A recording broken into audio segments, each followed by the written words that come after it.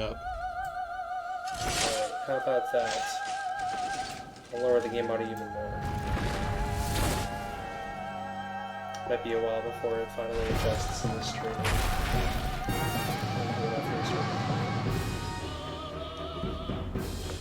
Okay, so good news. Yes. We're slightly audible now. Alright, my voice is loud. You are barely audible. Let's drop that and then drop that. There's only so much I can do about my mic audio since it's actually already at max on OBS. So I don't know where else I could adjust that at. But all the levels should be pretty solid there, I think. If anything, I might drop you more. We'll see.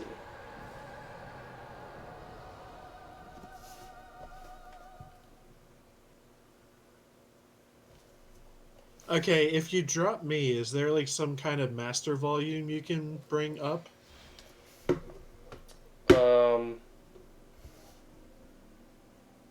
Maybe.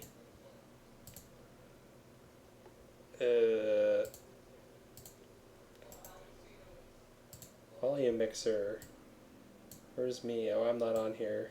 That doesn't help. Not sure. I might just have to talk louder.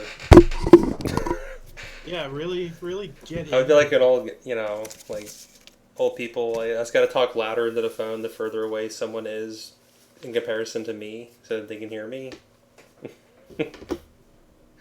Okay, I'm gonna mute this stream now before I get an aneurysm. Is it okay though overall? It's quiet. But things are audible. Yeah. Okay, that's good enough for me. I'm happy. Also, it looks like Demon Soul servers are down. No way. So this character that I have here is going to be the only character I'll ever be able to have that has the hood. And yeah. A little sad. Yeah, those two profiles I have there is a magic build and a physical build. That's all. Nice. That's all you really need. There's not much for variety in this game, and as far as I feel. Oh man, not be able to connect online. That's debilitating. All right, first. Yeah, it's gonna be first weird. thing. What is our name? What are we rolling with for our Lemon. Lemon? All right.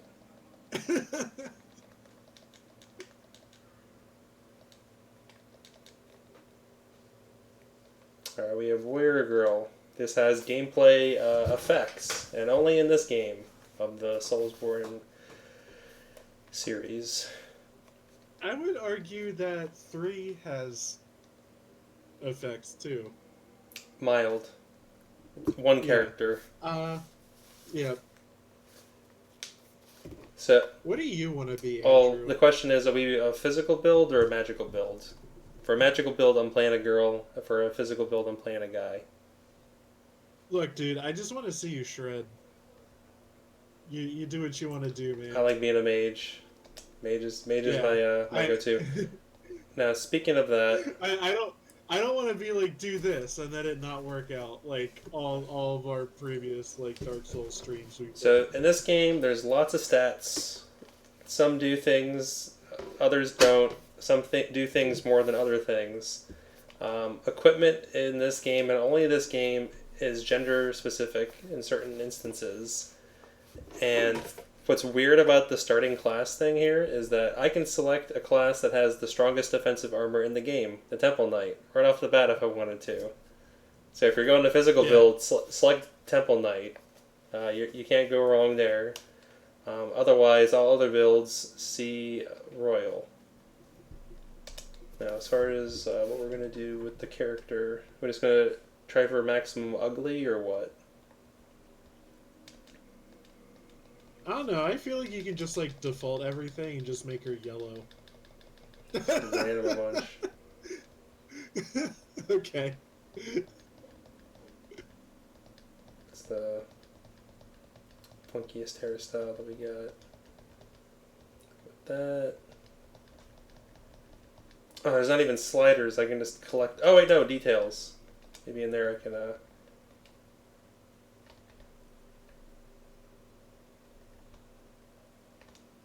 there. I guess that is yellowish as I can get it there.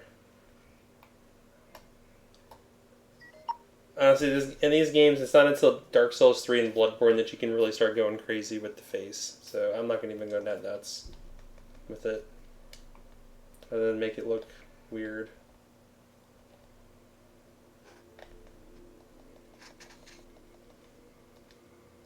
Oh, random ignores my sliders that I just had going on. Oh, whatever.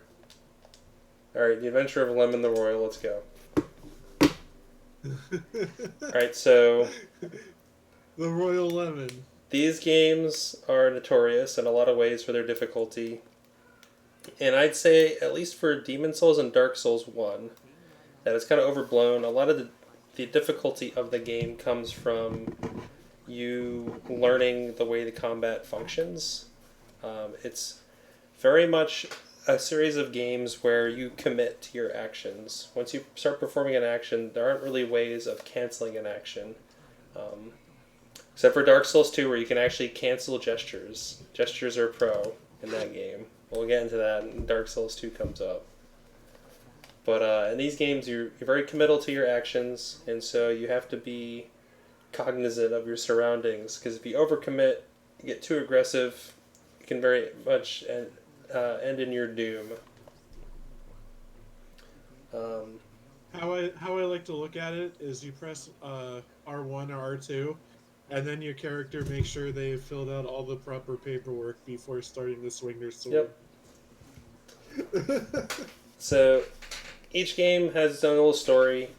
Some games have a more sensible story than others. Demon Souls, being the first one of all these games, has the most straightforward story. It pretty much tells you the whole story right here, and then again by another character. And then there's one cutscene, probably an hour in. There are 3 cutscenes in the game. This is one of them. A second one happens right after the first boss, and then you don't get another one until the end of the game. Yeah. Which is nice. The story isn't in your face. That's at the very beginning, pretty much. But you're not really left guessing. I'd say there's really only one mystery in the game that you kind of have to go out of your way that's story relevant. I don't know if I'm actually going to... Do you care if I sit here for this entire opening cutscene? Because I don't.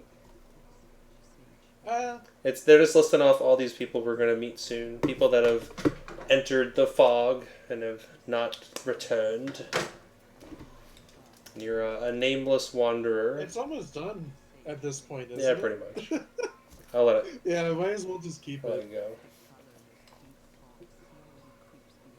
I like the story set up in this game, and I like how all of the NPCs that you encounter, you kind of enter an inverse universe when you go to Dark Souls. You kind of meet these characters. Wait a sec. Was that Anne Orlando? You meet... There's a Dark Souls remixes so many elements of Demon Souls. From... Dude, this city looks like that was I don't know, 2 screens ago, looked just like Anne Orlando. Mm-hmm. I don't think I ever realized that before. Would you like to play the journey? Yes. I like that you can skip this. Alright, so you were showing me your emulating of this game on PC, and I was so envious of you for that right there. It becomes more prevalent later, but... Yeah, I'd already be done. I'd be load screens are just atrocious in this title.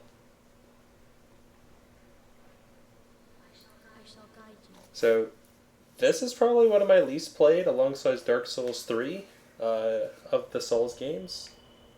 I've played Dark Souls, Bloodborne, and Dark Souls 2 way more than either of these. Demon Souls and Dark Souls 3. Yeah. I haven't beaten this one, and I couldn't really tell you with any detail where anything is. I do sort of have a vague idea of the route you gave me that you're probably going to be following here to get all the cool magic stuff fast. Oh yeah, we go Tara Latria as soon as possible to get Soul Ray. Yeah. Also, I'm a big cheater, and any exploits that I know of in games I take advantage of. Yeah, there's a couple exploits. The ones that you can do online, obviously you can't do anymore since online's dead. But the offline item duplication glitch still works. Yeah. I mostly use that for the stones, which so all of these games have weapon upgrade systems in place, and Demon Souls started it all, and it has the worst system. Yeah, It is it's. awful. Ooh. Which okay, my wand's in my right hand. Yeah, I remember that. I.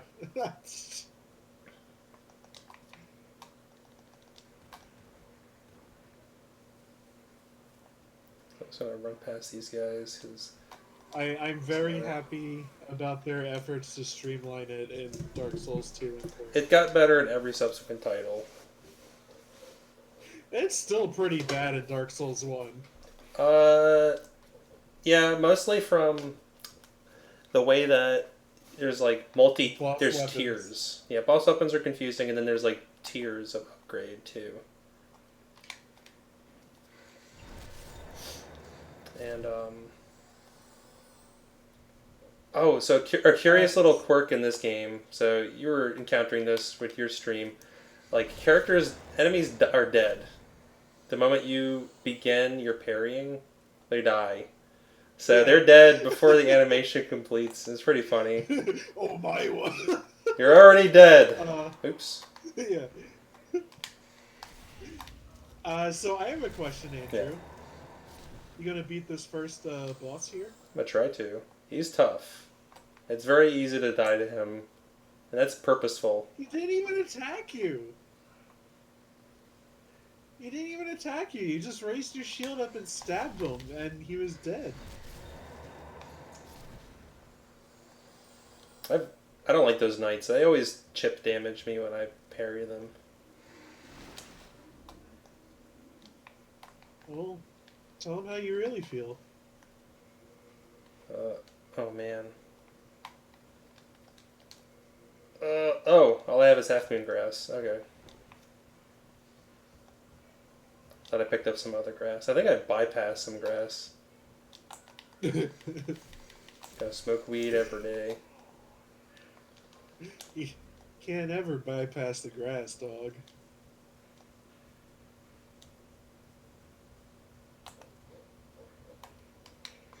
Hmm.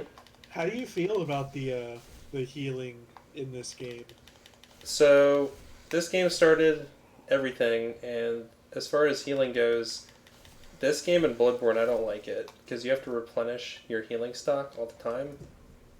Versus the Dark Souls trilogy, which give you Estus, which it's a good way of gatekeeping you between bonfires and kind of keeping you. Let's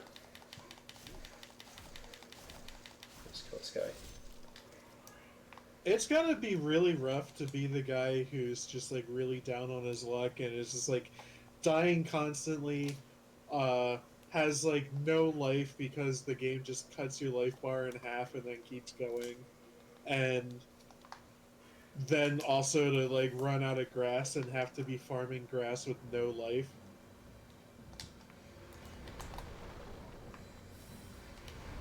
All right, so my trick to beating this boss is start as royal and cast spells and Wow. be So every be on his boss.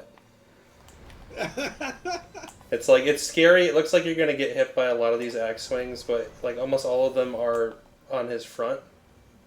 So you just Yeah. gotta bait him and be a butt right up on his butt. And they kind of remix this boss to a T in the Dark Souls, the first boss that you have to fight, Yeah. where they also introduce some more mechanics there.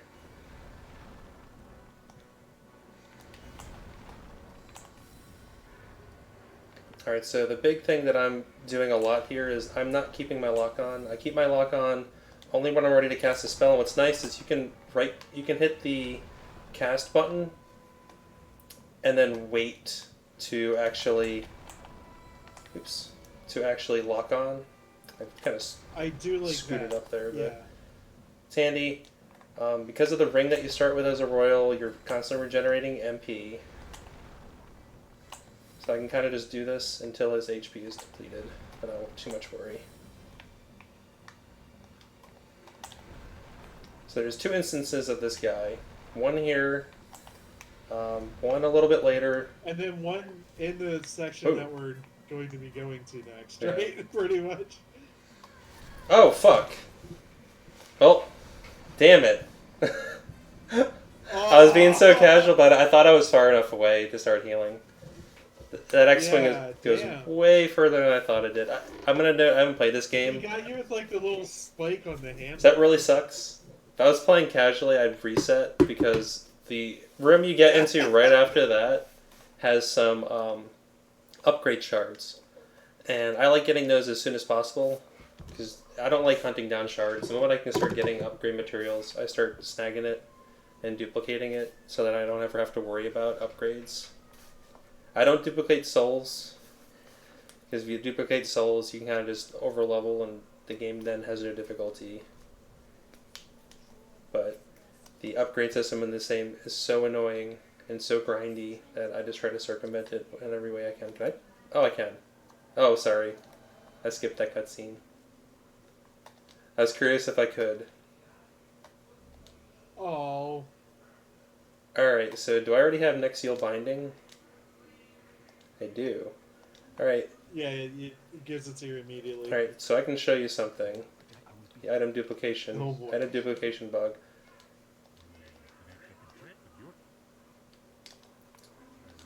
Alright, so let's see if I can get this done right. Let's,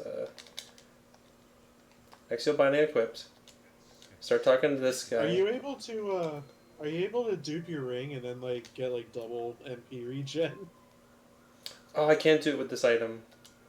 Never mind. I can't use this item. I need the, You hear what I said? No. What'd you say?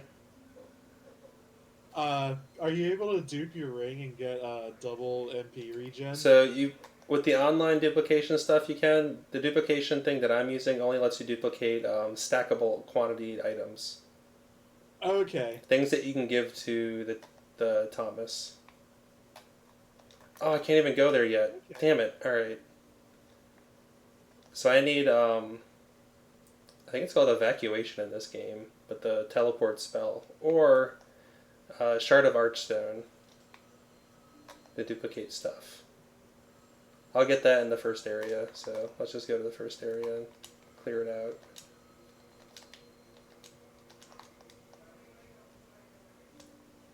Wait to the first boss.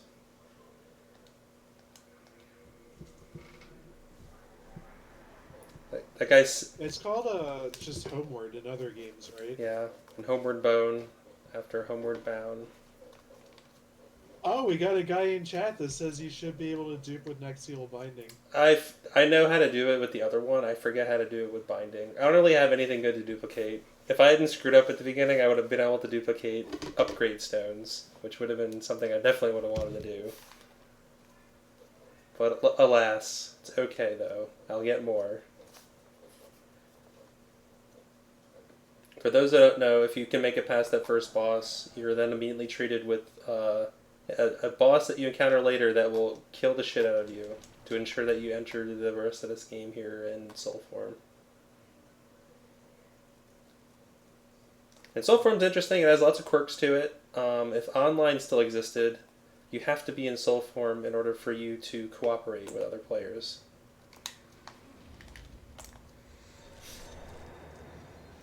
Whereas in order to summon other players, you need to be in body form. Additionally, online gives you access to what's called World Tendency, which is a terrible, awful mechanic that never really returned in the subsequent titles. World Tendency in this area that we're in right now, what it does is if things are good enough, like you've done a lot of good, which means you killed the bosses a bunch and didn't die as a human form, this door is unlocked. There's no rhyme or reason for why that is, but it is. And outside of like just going online and talking to other players, there's nothing in the game that spells that out to you. Okay.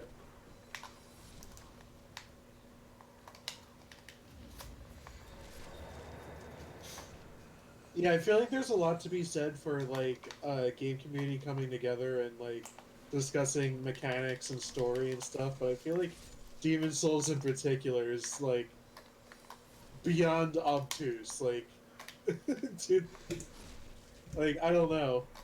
Like I feel like it takes it a little bit too far. These games became notorious for that, and I guess after like this game, I feel like Dark Souls and like its sequels are like fair with that stuff, you know. mm-hmm.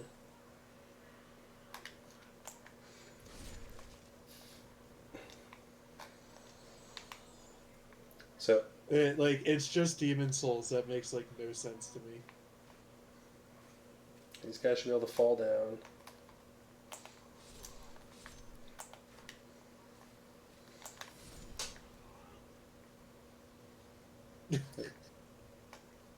Shit. Now, something I haven't noted: a couple of these games let you start at 1 health or level 1. I've Uh-huh. completed a level 1 run for this game and Dark Souls 1, and that's it. I didn't succeed in any other title. Nor do I remember if I even tried. One day I want to do the Dark Souls 2 thing where you don't say bonfires and get the rings or whatever. That one's probably way more doable than the one where don't die in Dark Souls 2. Yeah. Play the whole game and never die. I I've made it pretty far in Dark Souls 2 without dying before. Honestly, the hard part of Dark Souls 2 is like the very beginning. Once you get like gear, you're fine.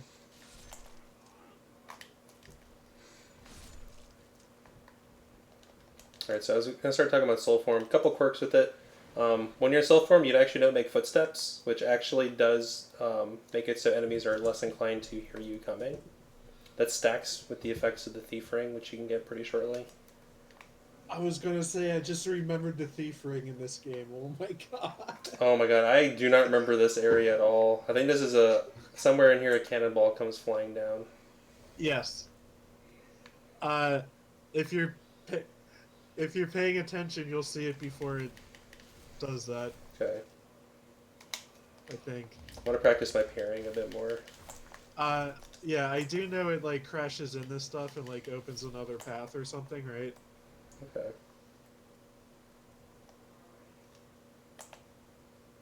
Like you can get some items doing that. This area is crazy dark. Sure, it looks I was pretty gonna say, dark. well, it is Dark Souls, but it's not. No, we're not dark yet. Too dark. Soon.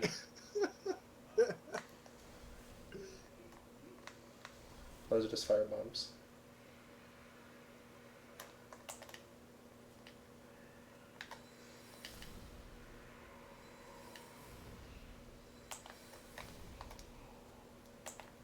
I need to cheese things with my magic more.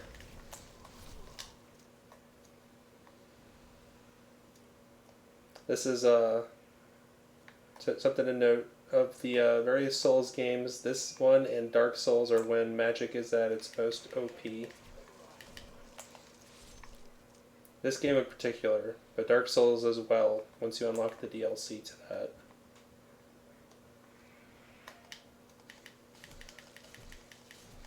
Dark Souls 3 is pretty fun with sorcery towards the end once you get all the different stacking effects that boost your sorcery and like lower your defenses and stuff. Forget how high up I gotta go. Like you snowball into just like a really just hellishly powerful mage. Ah, there's the cannonball. There it goes. Good luck.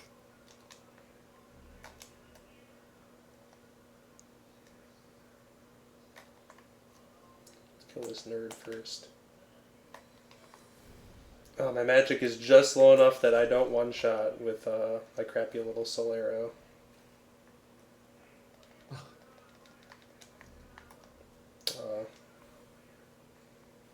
Oh yeah, that's another thing. You're like not able to level up right now, are you? No, not until you clear the zone can you level up. Yeah.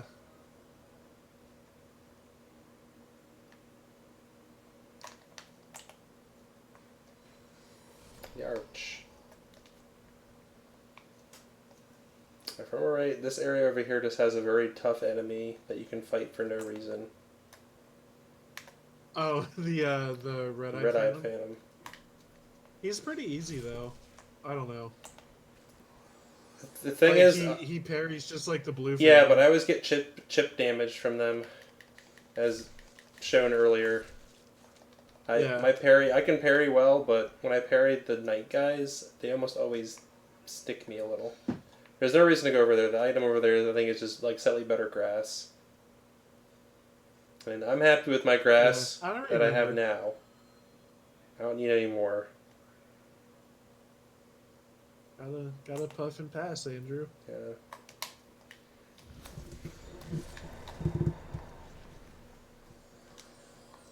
Hey, Ed's grindstone. That's handy. I'll never get used to just like, you know, parrying somebody and they're already dead. Like, as soon as I noticed that, like, it's the silliest thing to me. Like, every time there's just like Kenshiro in the back of my skull just being like, oh my, oh I don't shinde. know how it mechanically works in the subsequent titles, but it's super obvious in this game. Yeah.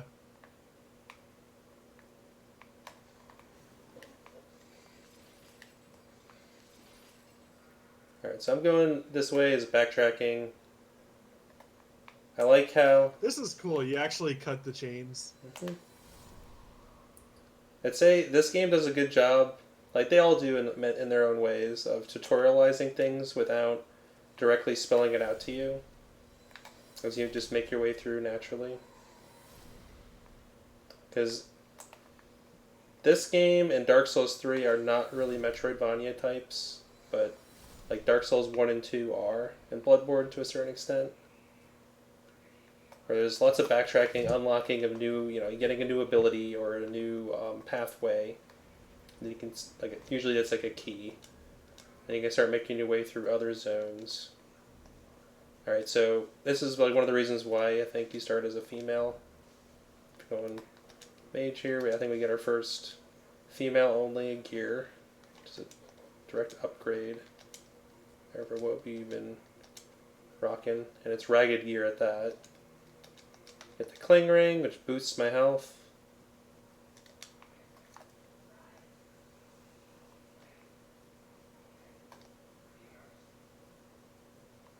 Oh yeah. This really accentuates your curves. Thank you. Yeah, we couldn't like make our lady nice and wide in this game. Those options only start unlocking in Dark Souls and subsequent titles. And I get some real curves. I always like to give my characters like a tiny torso and mega legs, just thunder thighs. I want to note, I like that you have this guy over here, and it might not be obvious at all that you can do what I just did. Yeah, like oh wait, what? Or you can just like run against that and you'll just drop down. But you can.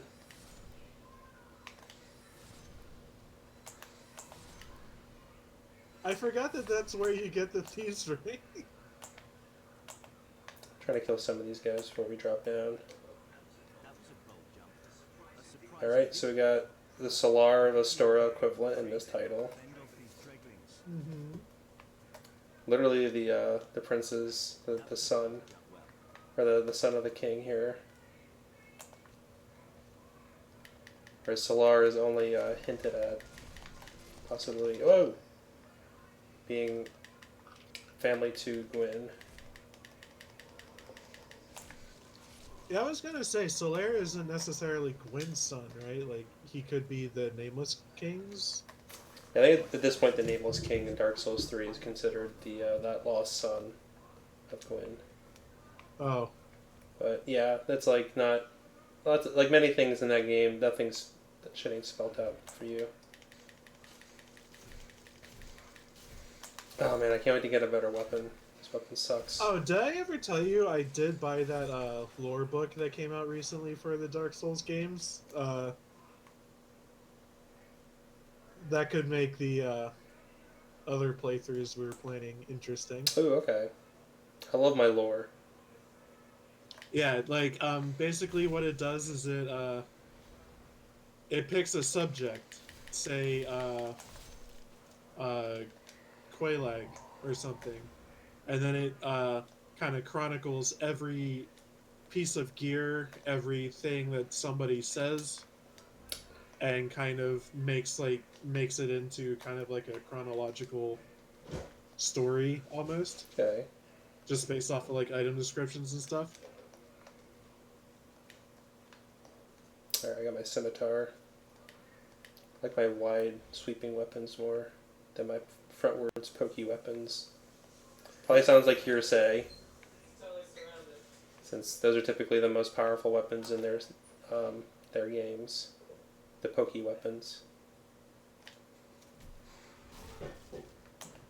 Well, I'm on board with this because I like the scimitar type curved swords and stuff better.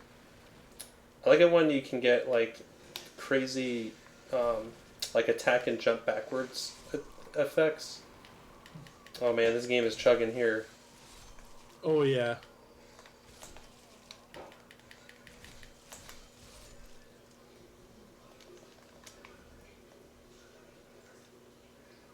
Alright, so there.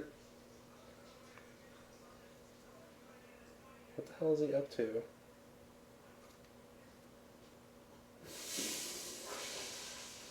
Oh yeah, for some reason it's like really windy. Like I'm able, he's just like running in. Yeah. So like I'm hearing like the wind like whipping around outside, going like. Woo. So if I like lose internet or power or something, that's what's going on. Okay. Just wind. I forgot that this guy comes down here too. And he can die.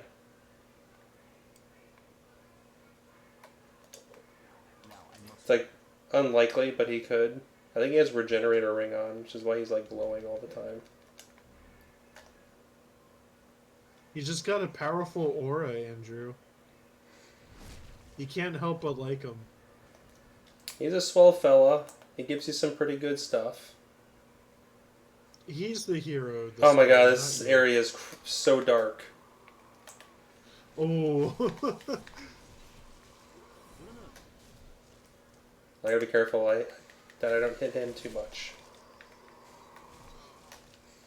So, Andrew, I have a question. Oh, there's my shards. Yeah, what's up? So, for a long time, I thought this game was like Demon's Souls, but like with the apostrophe after the S, so there were like multiple demons. But it's not. The title of the game implies that there's only one demon. Who is it? Probably the old one that you see at the end, I guess, since he's the progenitor of all of them. Or it's a Japanese title, and it doesn't matter.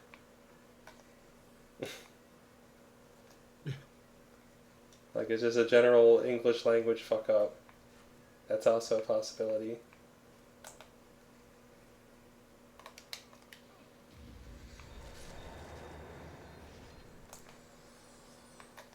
I think progress is this way, but there's actually a whatchamacallit, a vendor if I go the other way. I don't really care. Oh, I can't wait to get a heater shield. I hate the shield that I have right now.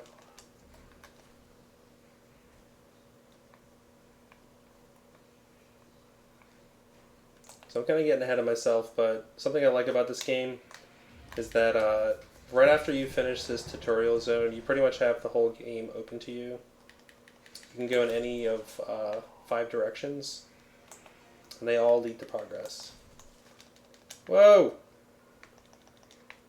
Yikes, that was scary. Ooh, ooh. I think that was like the absolute threshold distance of dropping down. If I, And it only did like a little bit of yeah, this damage. isn't Dark Souls 2. Dark Souls 2, if I dropped that much, I would have been dead. Yeah. Oh, I had the wrong grass equipped there. That's fine. As long as I can find a shard of Artstone, we can duplicate all my stones and grasses.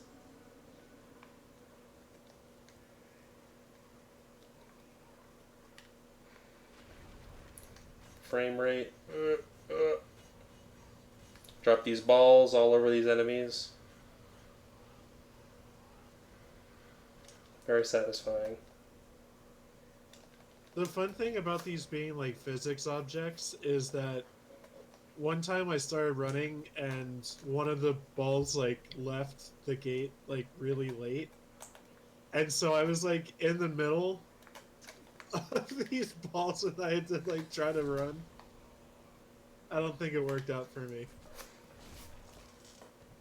Yeah, if you're too close when you smack that first part, where we unlock the balls, you actually take damage from them. You smack. Oh yeah, they You, like hit you through you get the little yeah, wall. you get smacked with the balls just enough. I'm waiting for these dragons to show up. There's barf all over the bridge. Forget how far into it. Oh, there he comes. I'm so happy I can be here to facilitate a conversation about balls of dragons. Oh, did I go far enough away that he actually didn't breathe fire? He was just about to. But Oh then yeah, he's like, you know what? Never mind. I can relate. He's like, Sometimes, whatever. yeah, yeah. Get your ass over here. Alright, so this is a fun little puzzly thing that you have going on here. Whenever you're on this bridge, that dragon gets pissed off. It's like, get off this bridge. He screams, and then he starts breathing. Well, nope. Andrew, stop playing with your dragon. Stop teasing him. Sorry. Stop teasing the dragon.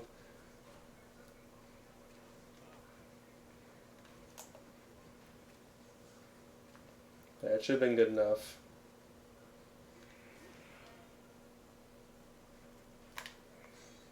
Well, we're not full backstab wars until Dark Souls. I'll never forget the time I lag stabbed a dev during Oh! the Dark Souls 2 beta No! test. Holy shit, man! Get over here, dragon! Come on!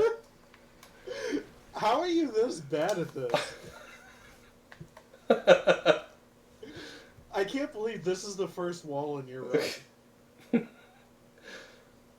Technically, I screwed up right at the beginning because I died against the fat guy. Dude, just I might as well just run it. get hit. It doesn't kill you, does it? Like, There's a lot of damage. yeah. Oh, finally.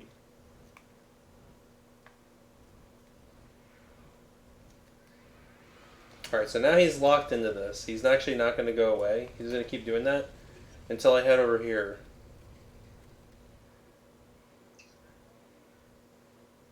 And it's not worth trying to get all these items just yet, because that red dragon will come right back. After you clear this zone, the red dragon will move on to another zone, at which point it becomes worth it to snag these.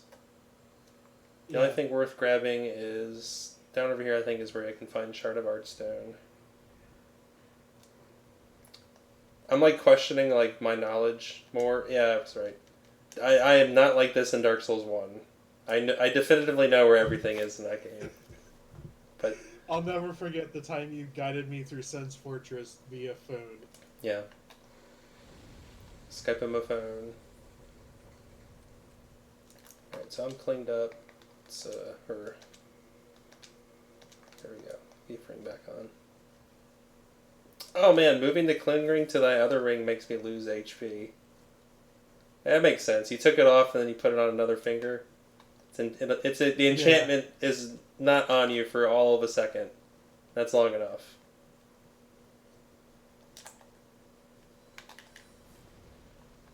In some versions of D&D, that's like 30 seconds. Alright, so you're safe over here because that's where those guys are. This dragon can't hurt you anymore. He's just being a big sourpuss now.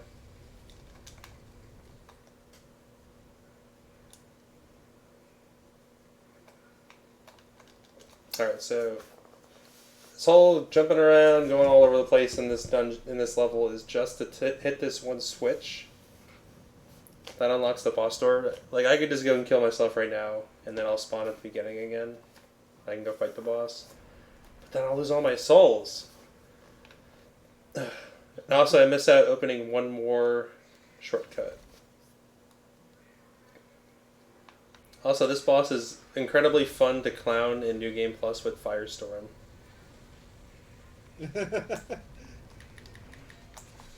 It's already like a jump when you have fire bombs or whatever. Yeah. I got... So all these fire bombs you've been finding in the level, I'm pretty much going to spend them all on the boss.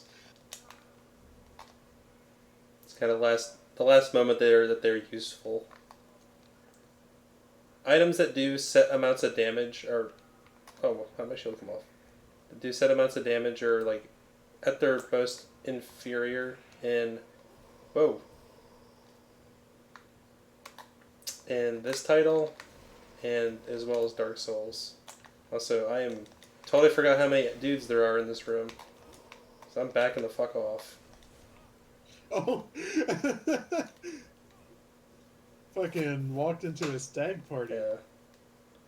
Are they just gonna hang out in their room? Guys, come on. Get out of our room. No girls allowed. Oh shit. Bunch of jerks. Men's room only. Alright, well, right up his bum.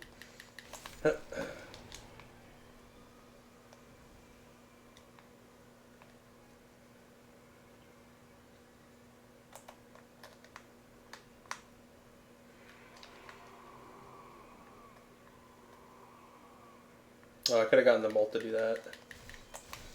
I like having enemies fall down. Falling to their deaths.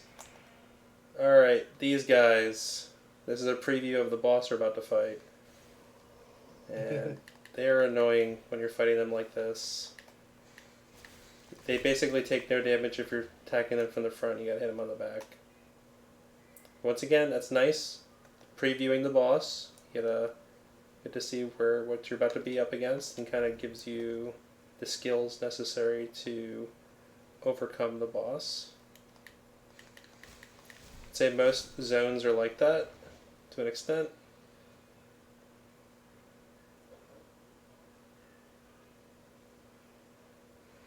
I guess the only thing you don't see here is their crippling weakness to fire.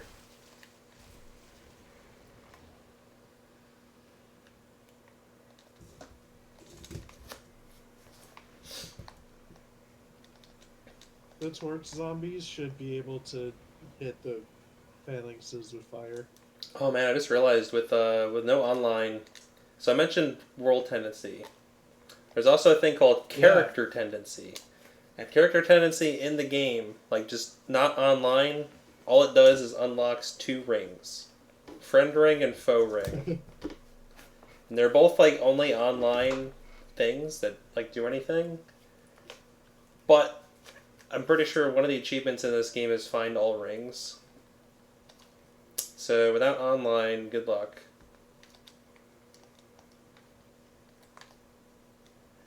Alright, so we got... Don't need Thief Ring anymore. Alright, boss fight 1. This is big ol' slime gathering.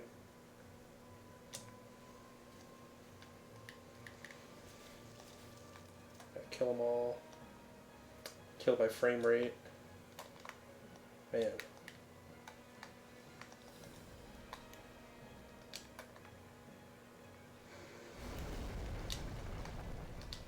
You know, I don't feel like I remember the frame rate being this shit. Nostalgia, man.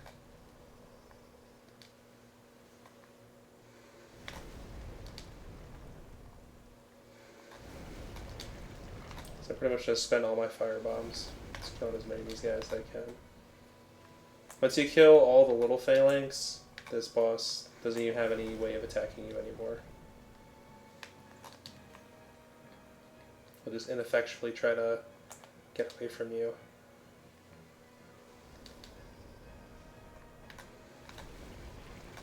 It's doing its best. Oh, I ran out.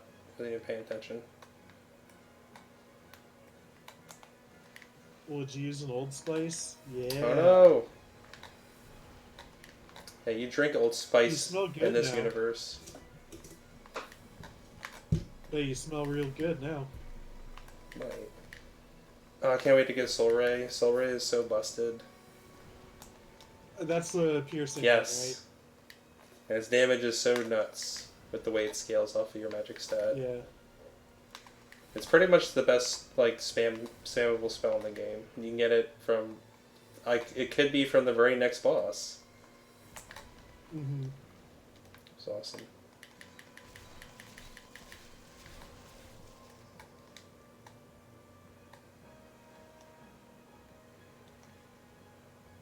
I was just gonna say, I'm surprised you're not going for a big guy by now.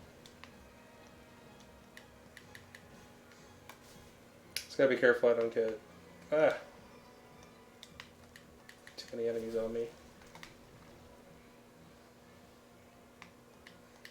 So I think these guys can also drop shards of hardstone and softstone, whatever the fuck they're called. Upgrade materials. It'd be funny if they dropped more fire bombs. Oh yes, like a poisonous bat that drops the antidote to its poison. Yeah. RPG staple.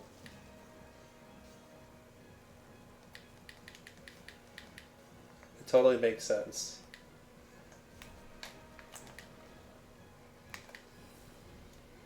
Well, I think it's more that you make the antidote from the bat's venom. That's you trying to make sense of the stupidity of it. Listen, not every game is Elder Scrolls and has an alchemy skill. This is true. They gotta make do.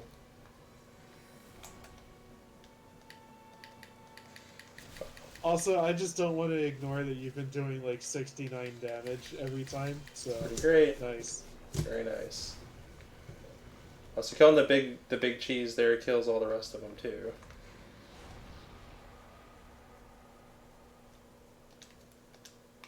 So killing each boss unlocks an archstone, lets you warp back to the Nexus. I can also continue on, but if I did, I'll hit a wall that I can't get past. So Spectra. Congratulations on becoming human again. This is true, and the typical thing you would then do in the game is go into the Nexus and commit suicide. Because I mentioned the world tendency thing earlier. It's a static thing that goes like +1 or -1 until I think it's a +3 is the max and -3 is the minimum, if I'm remembering right. So you have to kill 3 bosses in a zone to max out the world tendency in a level. And if you ever die in human form in that level, you subtract 1. So without online, you're just fucked. Of getting white world tendency is what it would be referred to in the game. You have white world and black world tendency as far as plus or minus. I don't remember. Is there an item like humanity that lets you become human at will? Yes, and I can get Okay. some upstairs, and because I have the ability to duplicate items, I can easily make as many of them as I want, among other things. The only thing I really care about Okay.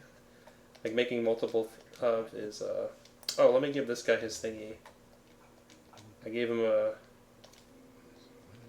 talks about his daughter or something like that.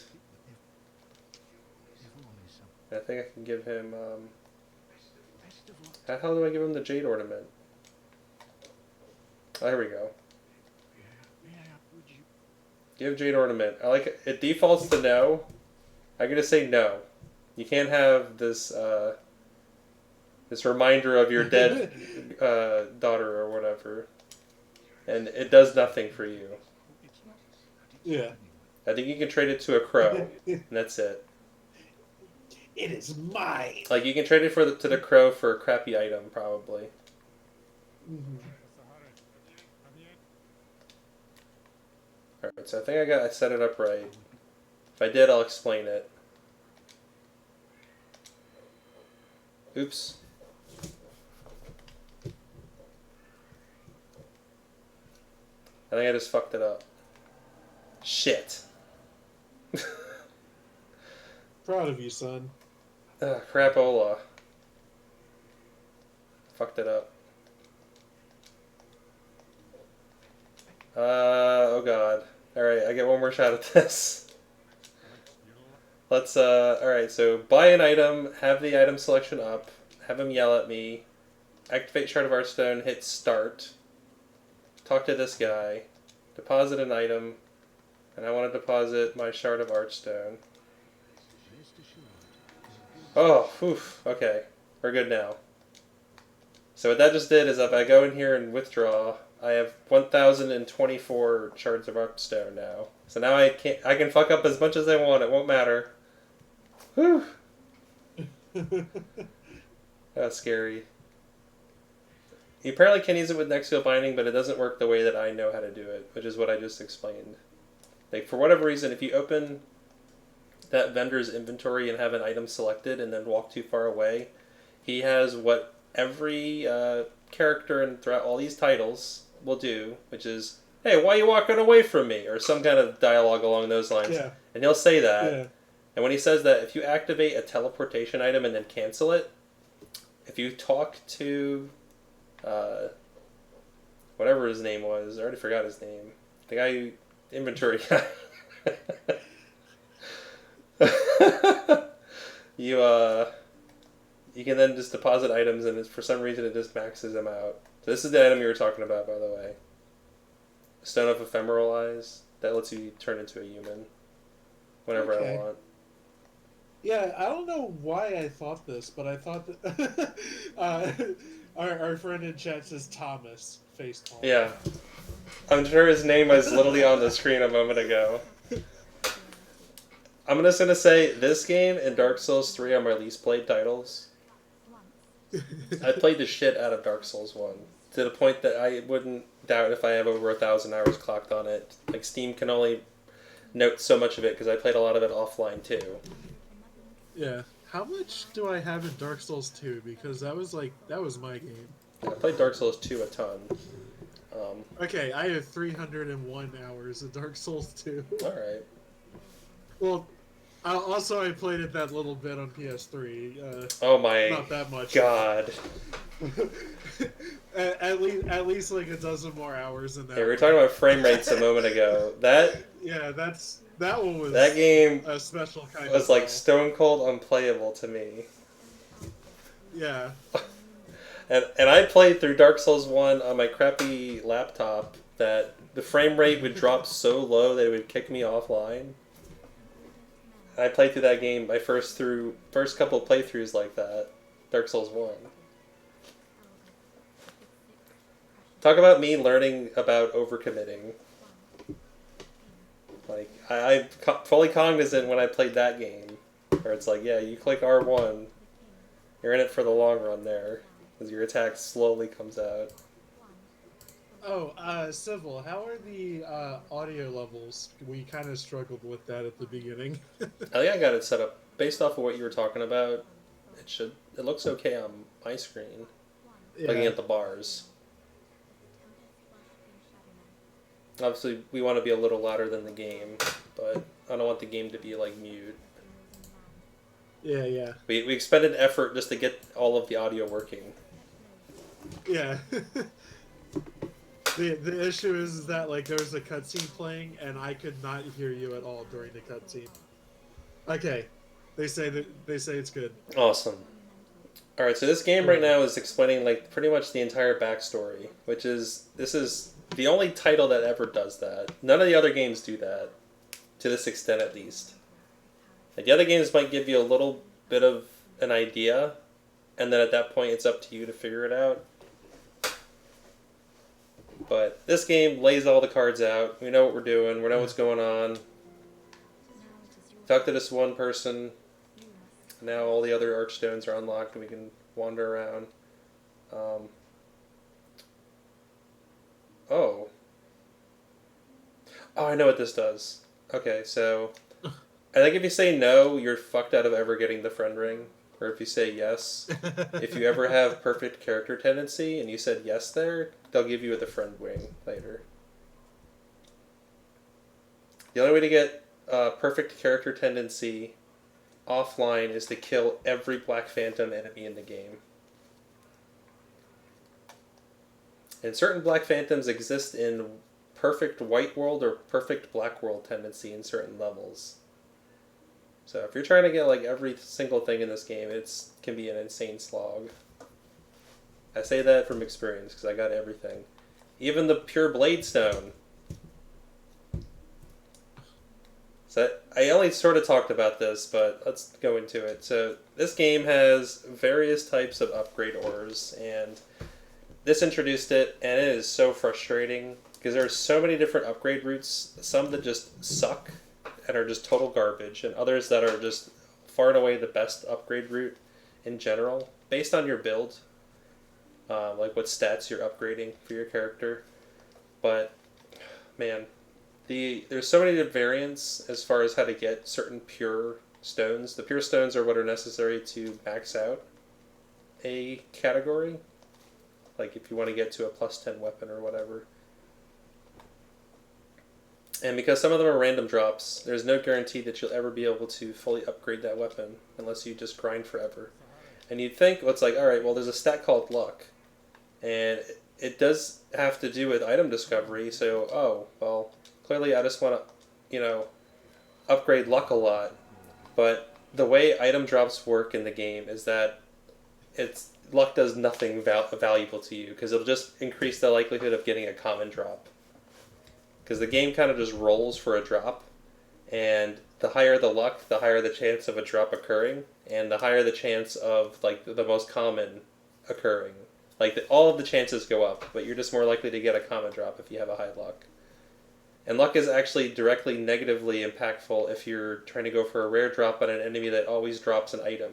Because if you have a higher luck, you'll always just get the common item more frequently. This game is pretty stupid. It like the entire upgrade system could just be excised from the game, and I like the game a lot more. You know how I feel about luck in video games. Luck's great. I'm always luck, charisma, and speed. All right, so I'm just gonna That's kind of that's my just to make this playthrough a little bit more palatable and less grindy about things. I'm gonna duplicate a couple items here. Definitely want to get more Old Spice. Where's my Old Spice at? gonna smell so fresh with your 1024 old. Well, the moment you start removing items from that, the game detects, oh wait, you shouldn't have this many of that item, and it depletes it down to its actual maximum, which is 99. Okay, I was gonna guess 255, but yeah, 99 is also sure is a number. Alright, so let's get rid of some of this crappy items. We don't need these, they suck. We want those, but not many. Set up for ephemeralize. Civil in chat agrees with you. He says there's no consistency to the upgrade paths. Some branch at +3, some at +0, some at +7, some at +8. It's nonsense. I know you don't read chat, so I thought I appreciate that. Dark Souls carries forward some of those negative aspects, which is unfortunate. But I'd say from Dark Souls 2 on, is when they finally got a good handle on their upgrade systems. Dark Souls 2 is pretty solid. Dark Souls 3 and Bloodborne like go even more extreme. Bloodborne even more so because like there's only one upgrade material in that game, which hey, that's cool. But it's just funny. All right, so I could duplicate souls and like make my soul level insane. We're not gonna do that. Oh, she gives me online items that I can't use.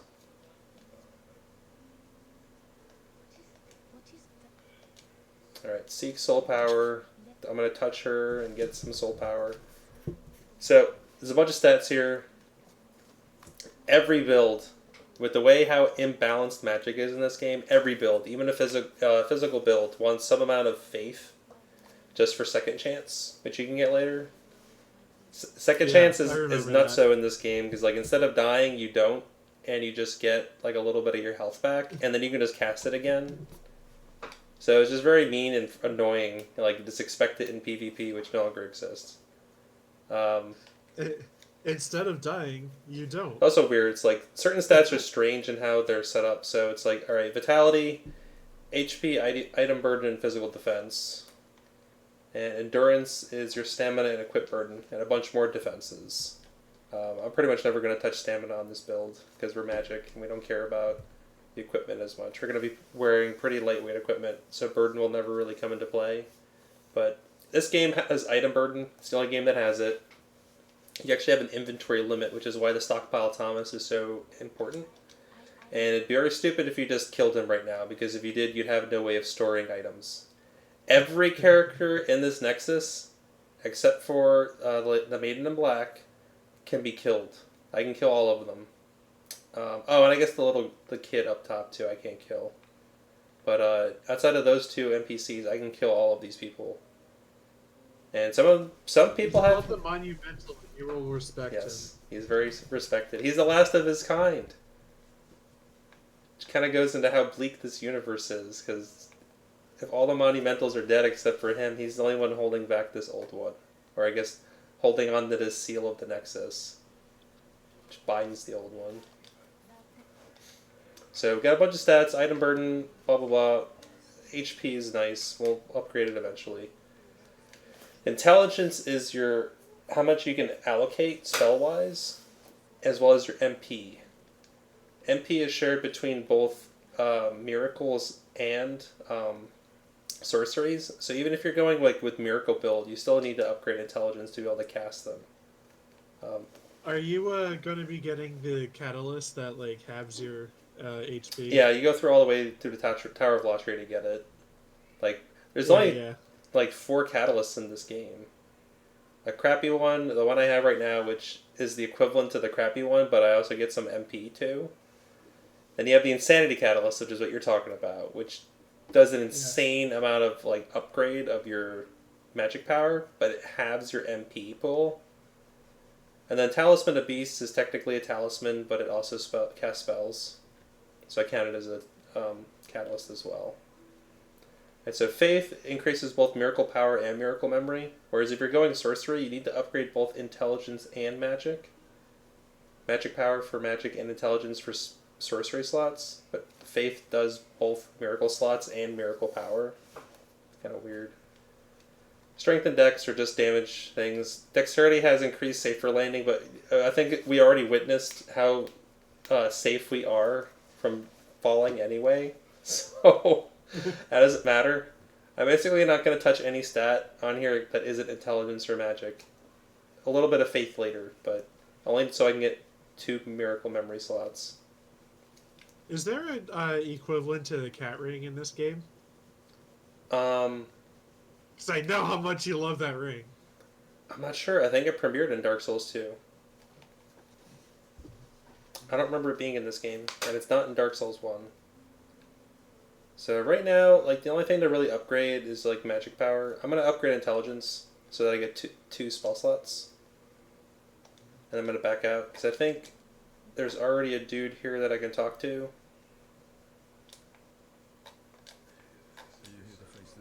So I need to find Sage Frake. But this guy can also teach me some spells. So Flame Toss is great right now. Water Veil will need for the... oh.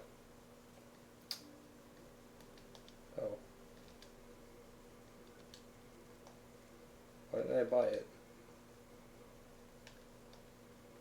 Here we go. Water Veil. Water Veil will need for Lava Zone. And Cloak's effect is equivalent on the Thief Ring, so we don't care. So that's it. I don't care about any of the other spells. So now we got... Demon's Prank. we have both magic types of damage in the game. Each game in this series continues to add more and more like elemental effects. This game only has 4 different physical attributes, which is kind of nuts. Between standard, slashing, thrusting, and striking, those are all different attributes. And then magic and fire. That's it. Those are the elements of the game. Certain enemies take more damage from certain effects than others, and they have resistance. So I'm just going to pump up my magic stat a bunch. And level 3 is up here. Oh, let me... I duplicated them, but I didn't actually take any out. Let's have a shitload of healing items so that I can bumble my way through things. Ah, much better. So, what is your waifu tier list for, I guess, Souls games? ooh. As far as, like level up people. Alright, so for our level up maidens. Oh crap. Why am I blanking on her name? The one from Dark Souls 2. I like her the most. She actually has sort of story. Shanlot. Yeah, she has actual story significance, and she kind of follows you through the game, so you encounter her multiple times. I like that. So I like her the most. Yeah, I like her a lot too. I also like the Maiden in Black a lot. I feel like they're Maiden in Black is cool, especially with her tie to this game's story. Like, with her tie to the old one at the end, and what you can choose to do about that. That's neat. The one from 3 is completely forgettable, and the doll's like, eh. I do like how she emotes back at you, like she laughs at you and stuff. Yeah, the doll will clap at you and do stuff. Like, yeah, I mean in Dark Souls 3. she'll do it in Dark Souls 3 as well. Yeah. A lot of things in Dark Souls 3 came from Bloodborne, because that's in the release order. It goes Demon Souls, Dark Souls 1, 2, Bloodborne, and then Dark Souls 3. Dark Souls 3 is the last of these games. Your boy hasn't played Bloodborne. I don't have a Bloodborne box. Alright, this area is probably the darkest area in the game, and it's kind of terrifying in certain spots because of that. I think Flame Toss does me better with these Cthulhu looking guys. Yep, 2 Flame Tosses is enough to end them. Oh my god, this is so dark. Alright, so right now we're in a prison of Latria. This is kind of interesting. I like the way this area is set up. Where you have these like wardens walking around, and if they get too close to you, they'll like latch onto you and do all sorts of like really gross things to give you a kiss. And not cool. It's harassment. And as we're making our way through here, we're trying to find keys so that we can access more and more of this area. There's also some really mean areas. This guy right here, if you saw, he was doing an animation. He was trying to push me. And it's like all of a sudden there's an open spot there. Almost every area in this game where you can like drop down is death. There's only a couple spots where that is not the case, but more often than not, it is death. Right, so this guy, he just tried to cast a paralyzation spell on me, but just throwing a couple flame tosses like that, you can just keep him staggered. I'm not gonna worry about it. God, his running is so creepy. Yeah, these guys are really creepy. All right, so we got the 3F key. God. I think you might have passed keys earlier. This game is very forgettable for me. I haven't played it a long time. I know there's a couple areas Like, here where I you can think fall down to your death, so be careful.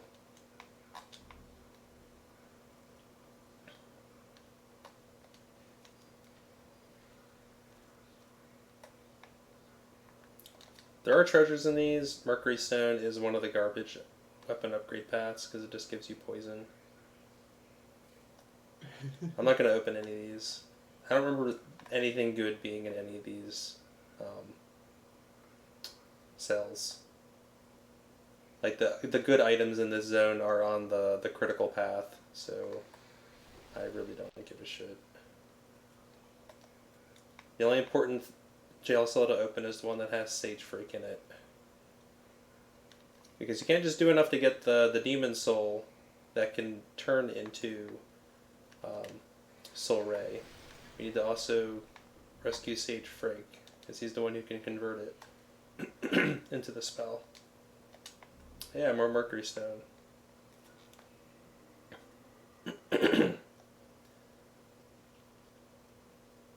I was talking about achievements earlier. Probably the most notoriously difficult achievement to get is I don't know if they're all shared or if they're separate achievements, but there's achievements involving getting every max upgrade weapon root in the game. yeah. Now, I was mentioning certain items you just are random drops, and some of those are random drops that you can only get in a single in that one run. Like the crystal lizards that premiere in this title do not respawn. Like they respawn, like they have a counter. Like when they spawn the first time, if you kill them or if they run away and successfully get away, that's one spawn subtracted from their maximum spawns. And their total spawns is based on the number of bosses in that level you've beaten. So once you've beaten all the bosses in a zone, you've unlocked their maximum number of respawns. Mm-hmm. And once you've killed them all, they've all killed themselves. You're just fucked about ever getting their item. I like how a theme for all the mechanics in this game are is if you're bad and you keep being bad, fuck you, just start the game over. Yeah, this game is probably one of the most punishing ones in many ways. Like, we already have the soul form thing, which is a game mechanic where the game is very much balanced around. The game is balanced around you having half health. If you're playing the game the way I'm playing it right now, where I'm human form, like, it's a lot easier to make your way through. Oh, there's another cell key up ahead. Yeah, like my experience with this game is you die once and it gets harder, you die again, it gets harder, it gets harder, it gets harder, it gets harder. Yep. And it's just like, really? That is the critical path here. This introduces these things. Where it's like, ooh, black leather set. Sweet. That's another female only set, I think. Or is it? Oh. Oh no, it's unisex. Alright, this set is awesome, and you definitely want it before going to the swamp zone. Because, can we see... Oh no, I can't have it explain any of these things, I don't think. Well, anyway, those 3 resistance markers there. You have bleed, poison, and plague. The ragged armor we have protects against plague, which is very handy in a couple spots, but the poison resistance part is relevant, very relevant. Yeah. So I definitely want that.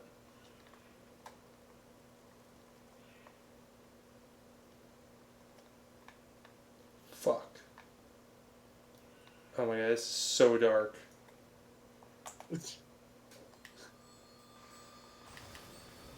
Oh good, his lightning spell got stuck on the cell. Otherwise he would have gotten me.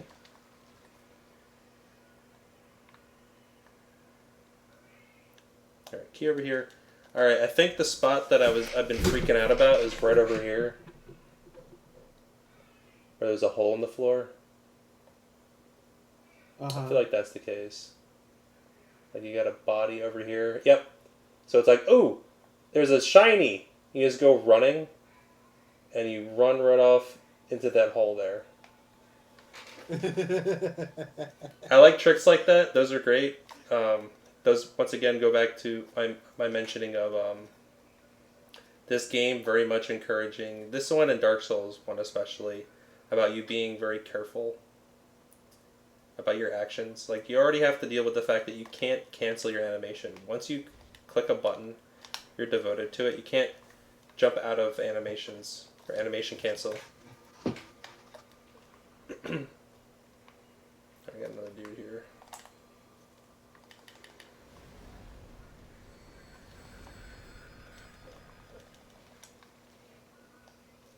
Oh, I can see out here. Oh, fresh spice. Not as good as old spice. I think there's another dude right here. No, he's making the walk. Well, he's already not happy with me. Whoa! He's soul arrowing me.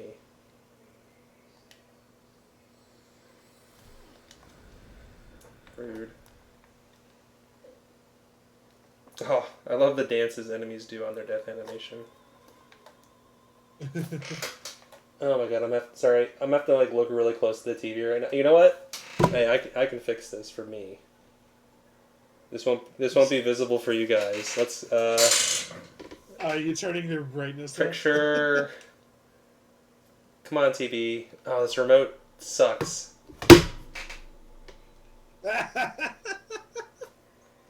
Where the hell am I supposed to point? There we go. Alright, brightness. Go way up. Oh, that's just making all the black go away. It's just like looks gray now. Alright, it helps a little. I cranked it way up and it only helps a little bit for me. Alright, so I think the singing lady's over here somewhere. She's another vendor. I think she's one of the vendors that has like nothing unique to her. Like most vendors have a unique item. But she's one who doesn't. Alright, so you encountered these before. They had nothing but goodies in them. Until this room. That one that's by its own there. I'll have an enemy that comes out and stabs you. Yeah. And I forget if he does plague damage or poison damage. Ring of Magical Sharpness. I knew about that. I remember that. That is a critical item. That we just got. Oh, I have this cling ring I don't even need on. Sure, Ring of Magical Sharpness. Let's slap that on.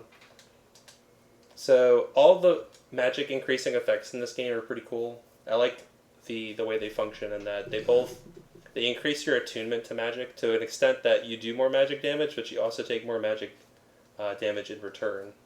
Which is nice. I like the way that's kind of balancing. But it, quote-unquote, balance isn't quite how it works out, because there's only so many things that actually attack you with magic. Alright. Meanwhile, you're always attacking with magic. Yes.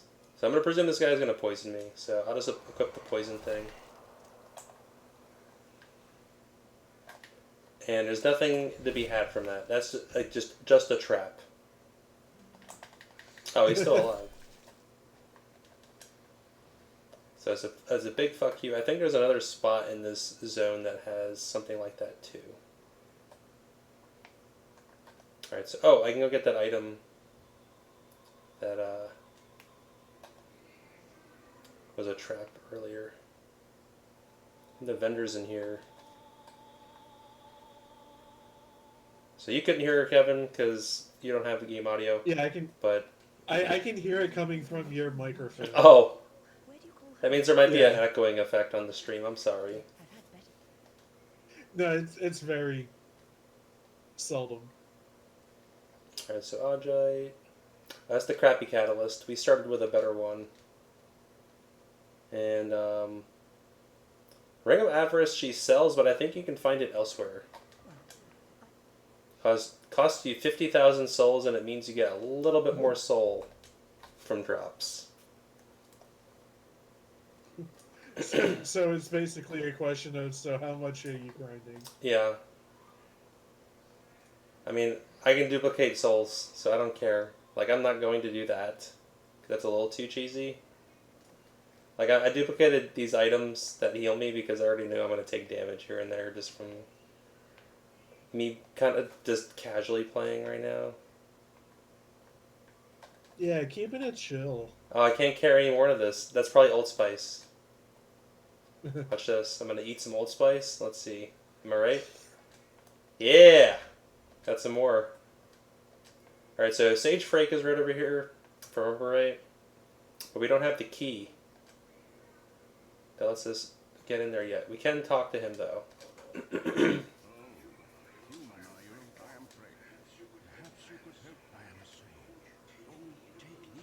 Octopus-headed guards. Yes. So his key is kind of in an optional zone. Very important to get that, because we want to unlock sorcery spells. That dude who we bought our Flame Toss from could only teach us the spells he had. He can't convert demon souls. Only Frake can. And I think the progression path is this way on the second floor, but we still are missing the second floor keys. So they're found here on the first floor, where we encounter Legion, I think. Just a little bit.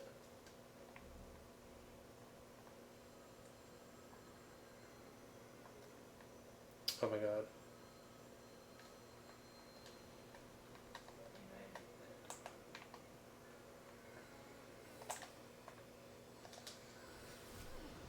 Oh, now you saw the effects of the Ring of Magical Sharpness there.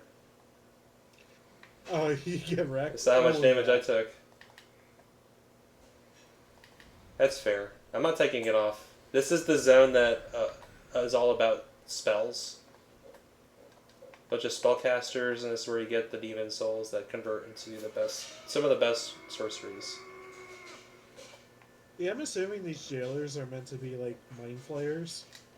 Yeah, pretty much.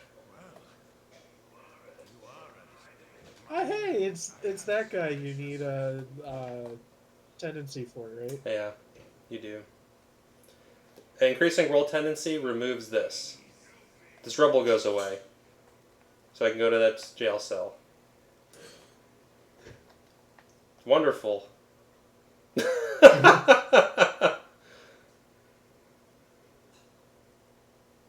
his tendency's stupid.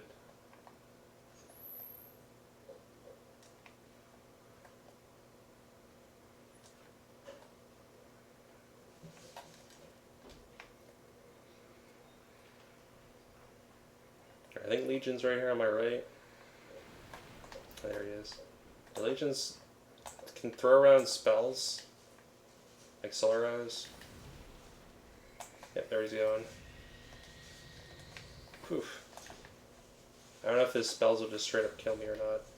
Alright, so my sorceries do like little to no damage at the moment. Let's see. Yeah, it's doing like crappy damage. Just do 33 with that spell.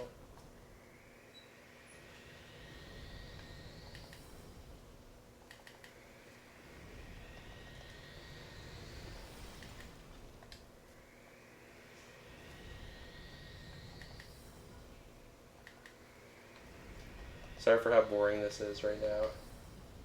Oh, no, you cool, you cool. Eat some Old Spice. Yeah. Consume. Gotta keep those pits fresh. Trying. Sweating from all this spell casting. Fire spells especially.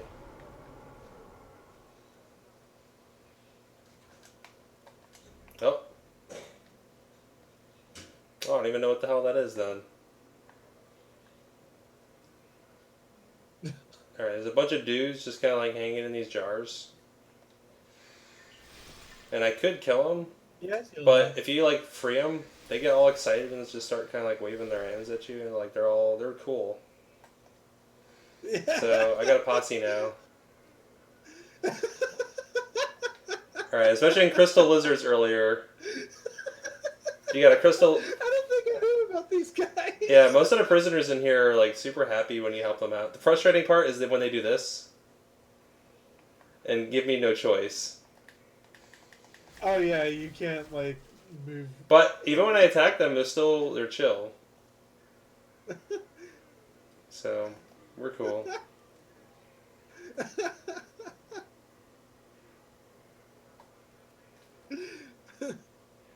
They're just happy to be out of those jars, All man. right, on a They don't casual, care if you knock them around a little in a bit. casual run of the game, this is another reason why playing a female character is pretty handy. Silver bracelets. So these are female only, and their effect is that you increase. Does it even say anywhere? The wearer will attain more souls after defeating an enemy. So that's another item that increases soul gain. Ooh.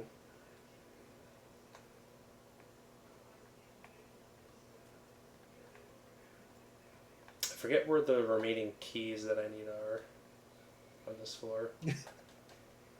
I was so happy you have a posse. They're just gonna wander around a bunch and like occasionally get in my way. Like right now, I'm gonna have to kill these guys because they're just not gonna get out of the way.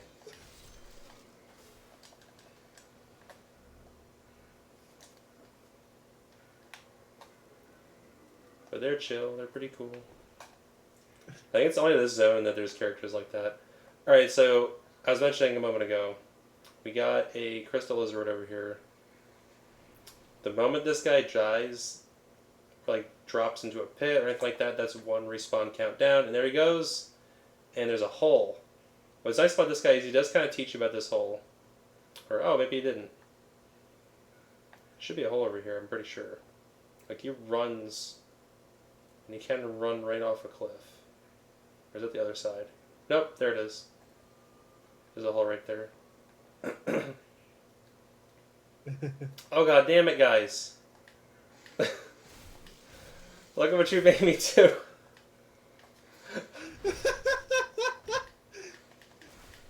Look, they're hollow. They're not smart. That's not even a thing in this game.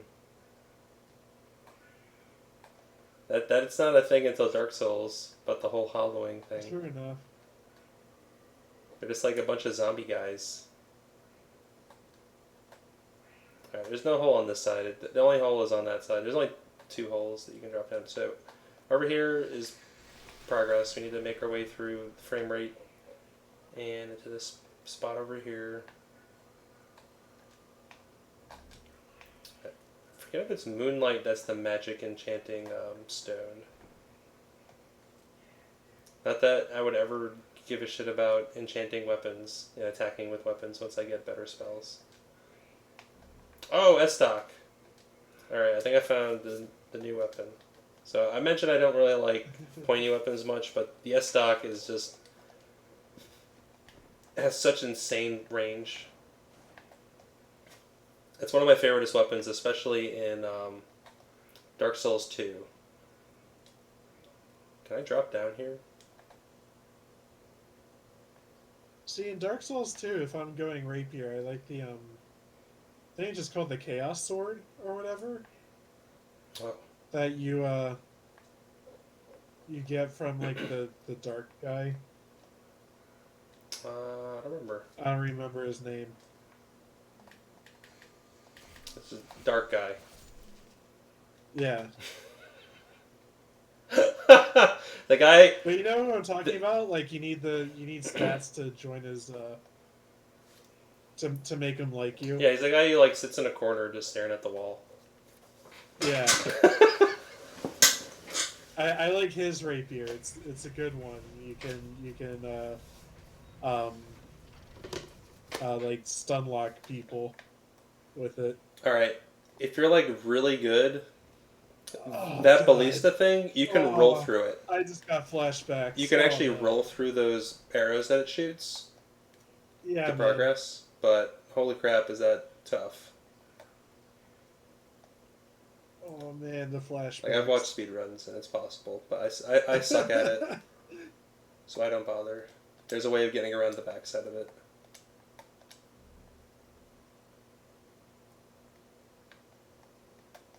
Alright, so we got some more of these little paths you can step up. And this is the last time that that's even a mechanic in the game. Being able to walk up a thing like that. So you think you need to stay the hell away from this thing and rightfully should, but you actually need to get that key.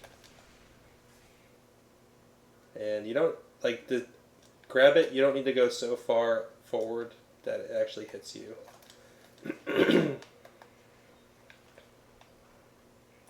Past me didn't need to hear that right now. Yeah, you don't need to time it well or anything. Yeah, I think I was like trying to time it. Oh, I need another key for that. So it would be 3F special key, I guess. Which is probably a key found in a later version of this level. There's, like, the levels I don't think have, like, any kind of naming schema outside of, like, Tower of Latria and that's stuff like that, Shrine of Storms. But, like, the fan community kind of notes them as being, like, 4-1, 4-2, and the like, so... This is entirely the Tower of Latria zone, but there's multiple parts of it, and we're in the -1 part right now.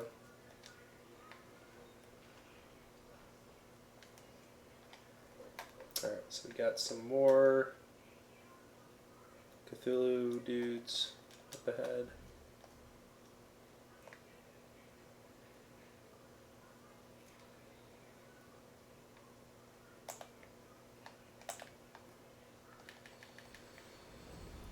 Oh, wow, I lucked out hard.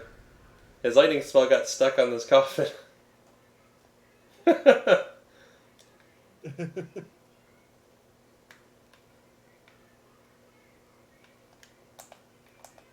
Shit. Spooked you. Oh my god, now my spells are getting caught on geometry. I know how it feels.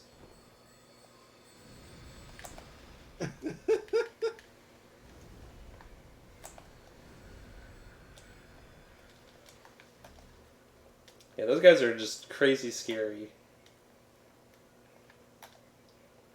I don't even know why I'm going for these consumables. Like, these are all just soul items. Who cares? Okay, I have another tier list. These guys or their equivalent in Dark Souls 3. What do you mean? The jailers in that game. Oh man. Those guys are annoying because they deplete your health. Yeah. That's so annoying, and I don't really understand it. Is like if they're looking at you is when it happens. Yeah, they slow you down and like drain your maximum health, right? Yeah, and they can reduce your health down to like 1 point or some crazy shit like that. Yeah. They're mean.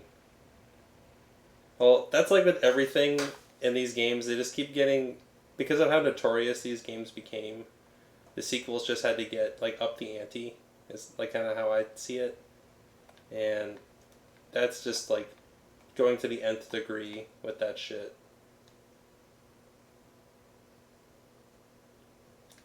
So I say that these guys are spookier, but the ones in Dark Souls 3 are way more frustrating to deal with and annoying. Yeah. Alright, so this is the area we're trying to get to, this little cathedral spot, which is going to take us further up into this crazy spiderweb looking place up ahead. But that'll be zone 2. And in here, there's a fun little thing that's going on.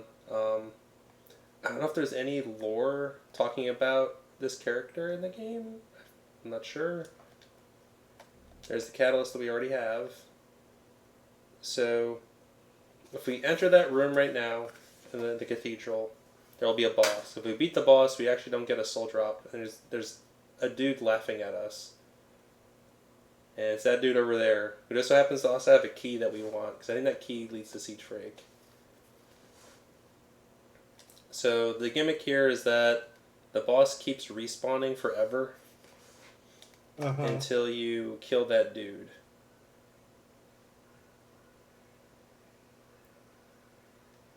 This game's so fucked up. Also, spoiler, this is going to be the last difficult boss for me. The moment I get soul raised and then just crank up the shit out of my magic score is when everything just gets deleted instead.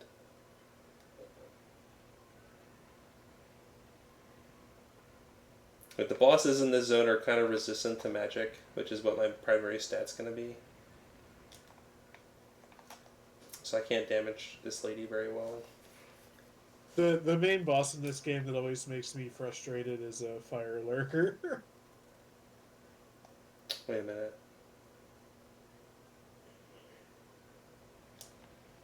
Oh, here we go.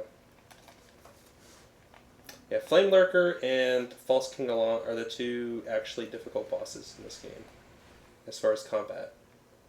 They have very mean tricks as far as how they like jump around and all that kind of stuff. They like lots of attacks they can just throw down. Oh, there's a cat ring. What kind of ring is this? Oh, that's the red tear stone ring. That wasn't a cat ring, that was a rat ring. Oh, it says rat? Oh. I was reading things quickly.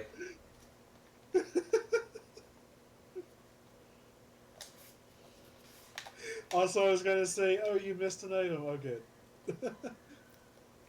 Yeah, I don't really care that much. Like, I kind of know what some of the better items are. Okay, so I think up ahead are some enemies that have thief rings equipped. Black phantoms. So they start attacking from a distance before I can actually even see them. I was going to say, can't see shit right now. Yep. Already started launching crossbows at me from a distance. What a jerk, attacking from a distance like that. Gosh. No honor. Yeah, what a coward. Such cowardice that I'm seeing. Now, besides you consuming grass, I'm pretty sure there's a couple Black Phantom enemies that will consume grass too. And it's not like you can really like interrupt them because the No. grass animation's so The way grass animation works is the moment you click the button, you heal. Oh, so it's just like parrying. Yeah. I don't know how the hell PvP ever became a thing in this game, with how frustrating every element of it is.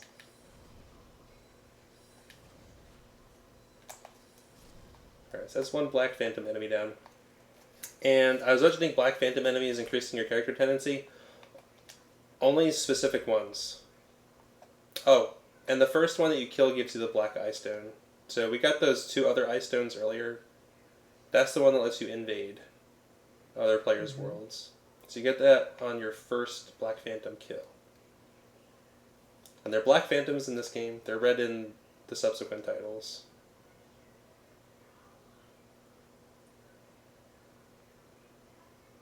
To the point where you get like a red bro fraternity and a blue bro fraternity in Dark Souls 2.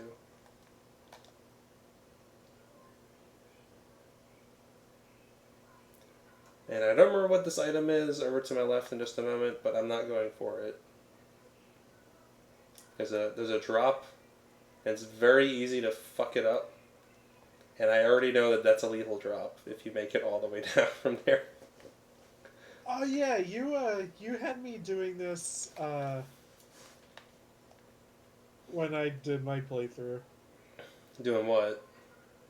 I remember that drop. Okay. So we can actually talk to this dude.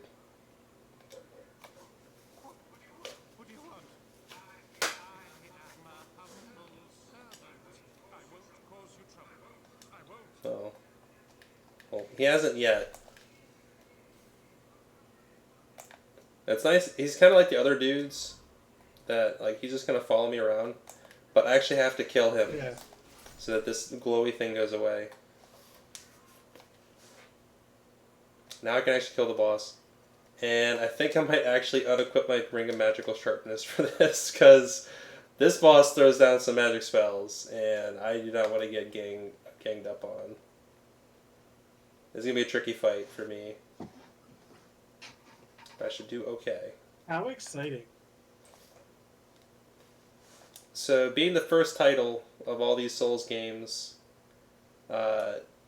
there's no real checkpointing outside of Archstones. So if I die right now, I get warped all the way to that Archstone at the very beginning of the level. And the very next Archstone isn't until after I kill this boss. So if I die now, I get kicked all the way back to the beginning of the level. I have to basically make my way all the way back here again. Which can be pretty annoying. It's kind of the reason why, like, one of the main bits that you've been seeing happening between the game, between like the first level and this level, is that there is lots of shortcut unlocking here and there. Not to the extent that the sequels will have, but in this game there's some elements of reducing backtracking, which is appreciated.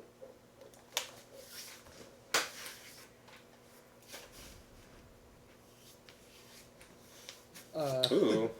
Chat once again has some insight for you. Spoilers. You slay demons for their souls. Yes. This is a truth. I haven't watched any of these cutscenes in so long. Actually, let them play. I was gonna say, better not start now. Yeah, I was contemplating pressing start. Just as I was saying that. Oh, also, fuck Yurt, says chat. Yurt's a big jerky face. He's the incarnation of Oh crap! Oh, I'm forgetting his name from Dark Souls. That's awful of me. Patches. No, the dude who drops the favor and protection ring. Oh, Lautrec. He does the same shit. Where he kills Yeah, NPCs. right. I know what you're talking about now. Yeah. Alright, so this lady, if I wasn't paying attention, she dropped down a bunch of magic circles, and those magic circles will paralyze me if I touch them, which will then enable her to, like, just start casting spells at me, being a big jerk. These enemies get in the way, as do these pews, and, like, everything in this zone. This whole map sucks. But I do like the setup. And the concept's cute. I was gonna say, I remember this boss now, and I remember liking it. Yeah, it's fun. If you're powerful enough... Oh, okay. Now she's cast them. And I kind of paid attention to where they went. So I know where they are.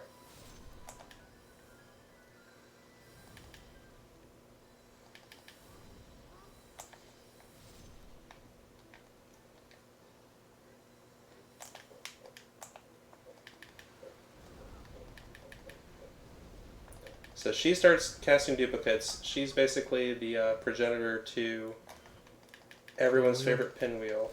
So that's a duplicate. We don't care about that. You can kill them, but it doesn't really do you any good to do so. Does the real one spin around? I forget what the real one does.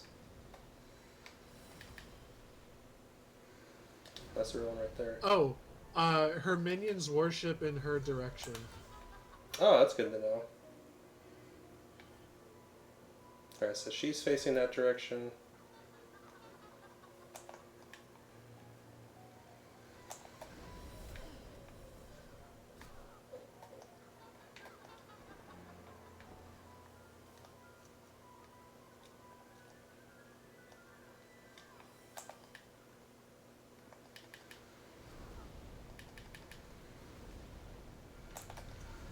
Also a good weapon over here.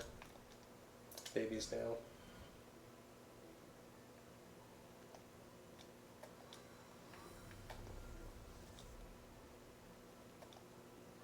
This boss also... So chat is dropping some, like, real wisdom. Thank you, Jofada. Ah! The real one doesn't have a hit points bar when you target her. Okay.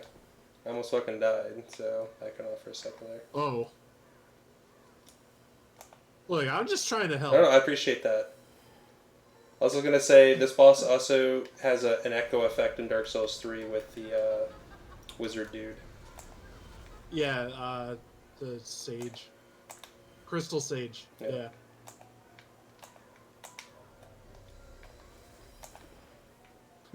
Fuck that guy.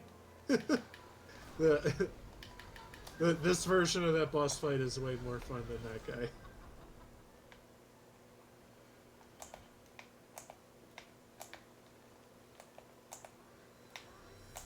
I like that health bar thing. That was actually something I wasn't paying attention to. Obviously, you can also tell from the spells cast by them. The real one casts the actual spell. Yeah. Yeah, they said that too. I just figured the health bar thing was like the most useful. Yeah. I don't know. Oh, okay, there's the real one. Casting from over here. Whoa.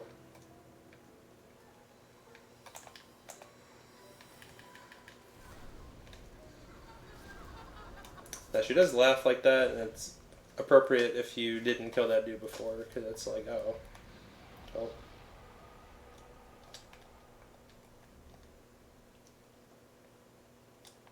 Now, most demon souls can be crafted into various things. I forget what else her shit turns into, but the only soul that I know that I duplicate is the dragon god. The dragon god turns into a bunch of spells and miracles too that are like all important. Yeah. That might be second chance if I'm remembering right. And then it's also firestorm, and then it's also fireball. Like fireball is the upgrade to flame toss, the same way soul ray is the upgrade to soul arrow.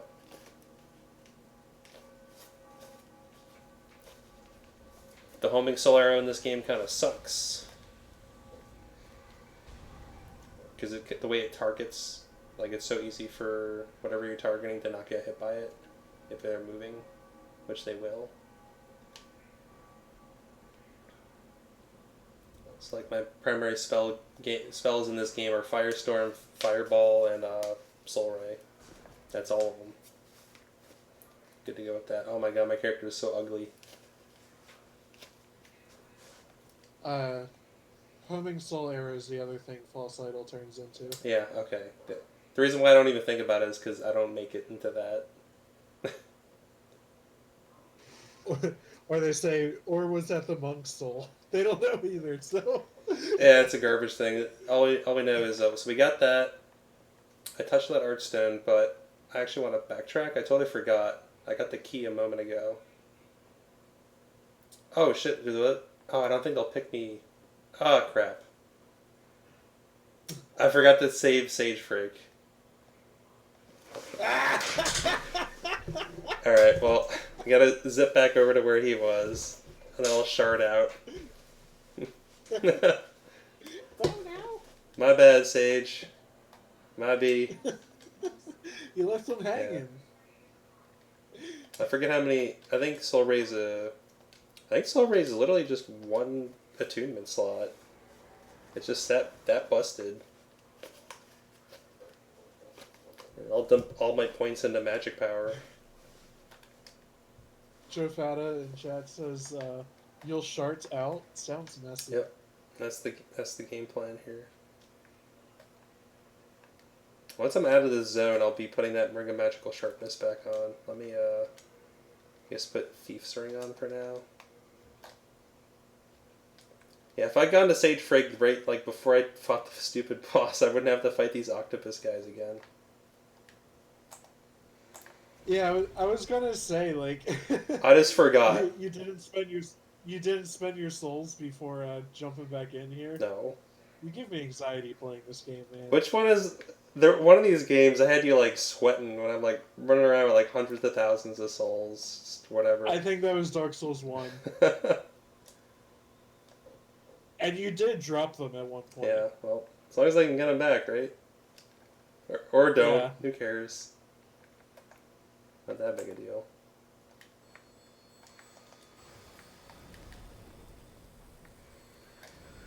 Oh, I can't wait to have Soul Ray equipped. Oh, he dropped me Old Spice or something. Sorry, dude. I'm spiced up. One more. I actually don't remember where to go. Too spicy. I've completely forgotten. That's a dead end. He was a pretty, like, far way in, wasn't he? I remember.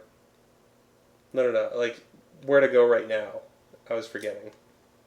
Yeah. I completely did not even pay attention to this door.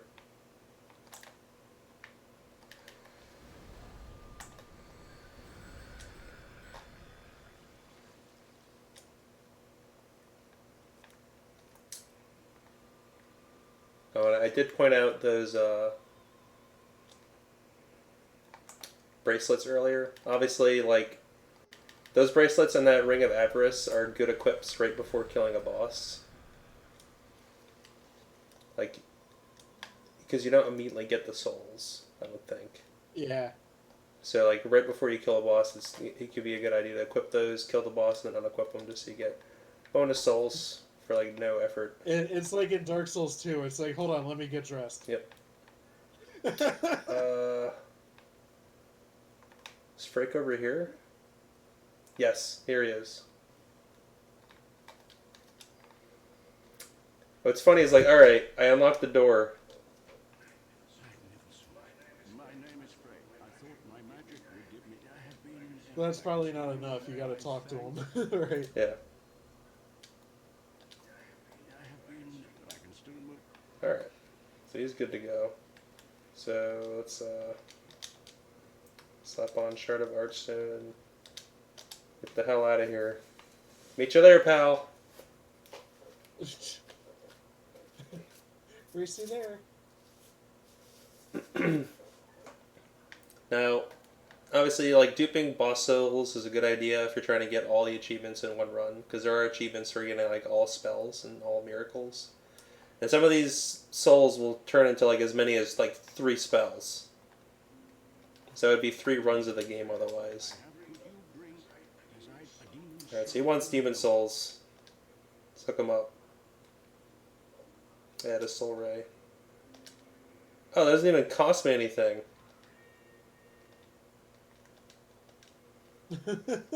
Hot damn. Alright, so hold up. What zone do you want to go to next? Firetown? Like, the world's our oyster. We have Soul Ray, it doesn't matter. We've already beaten the game. I was gonna say, don't you want your cool sword? Which sword? From, what is it, 4-1? Uh, Lightning place? yeah, I know the zone. I'm blanking on what you're talking about, though. Isn't there, like, a magic sword Um, that's really nice? the weapon that I would want to get is in 2-1, the mines. Right before the spider boss is a dagger that also has the same effect as Ring of Magical Sharpness. Oh, yeah, the Chris. Yeah, so we want that. Right. Because we don't care about weapons. Like, that's gonna replace my shield, basically. Yeah, the Crescent Falchion. Yeah, we're just bumping the shit out of magic. I'm not even gonna increase health. By being in body form, I effectively have double the health I would have had otherwise. So that doesn't matter. Also, I find the heater shield there, which is nice. I like that shield. Alright, so... we don't care about fresh spice. Get that shit out of here.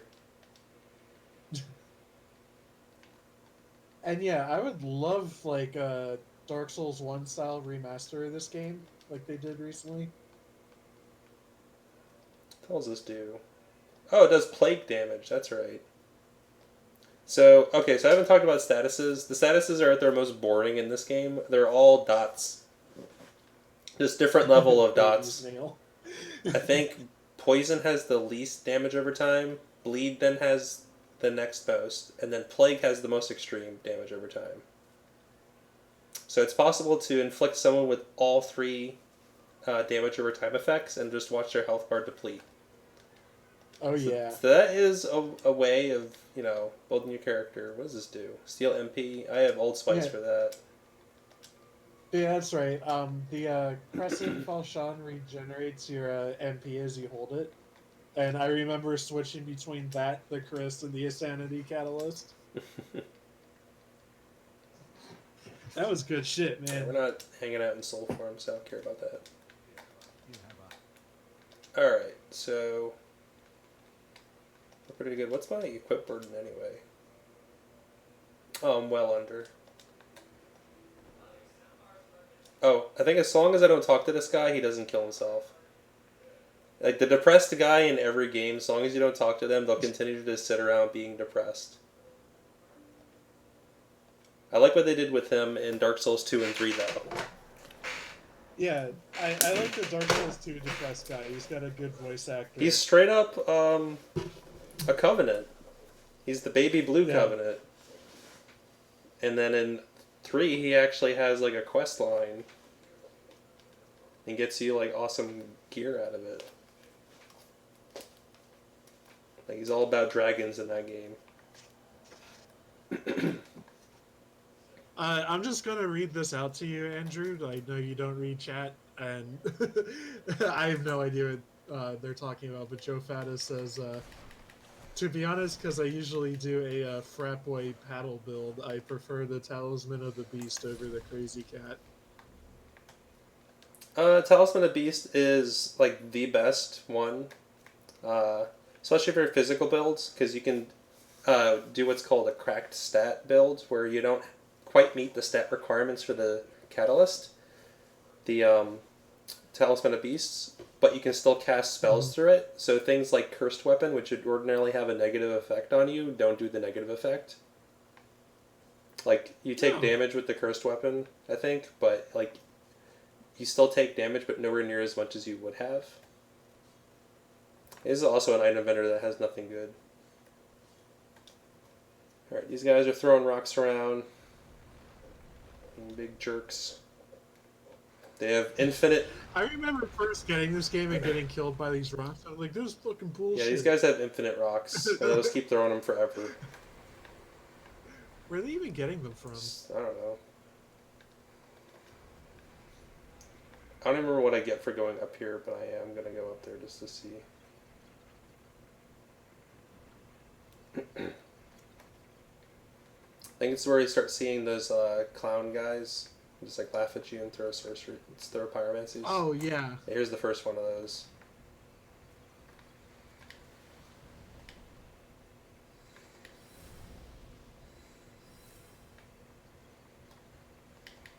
Yeah, you do fire magic. I remember that because they put them in a room of exploding barrels.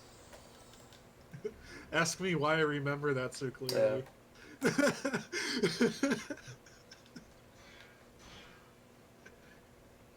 I can't backstab enemies as easily as I can in Dark Souls 1.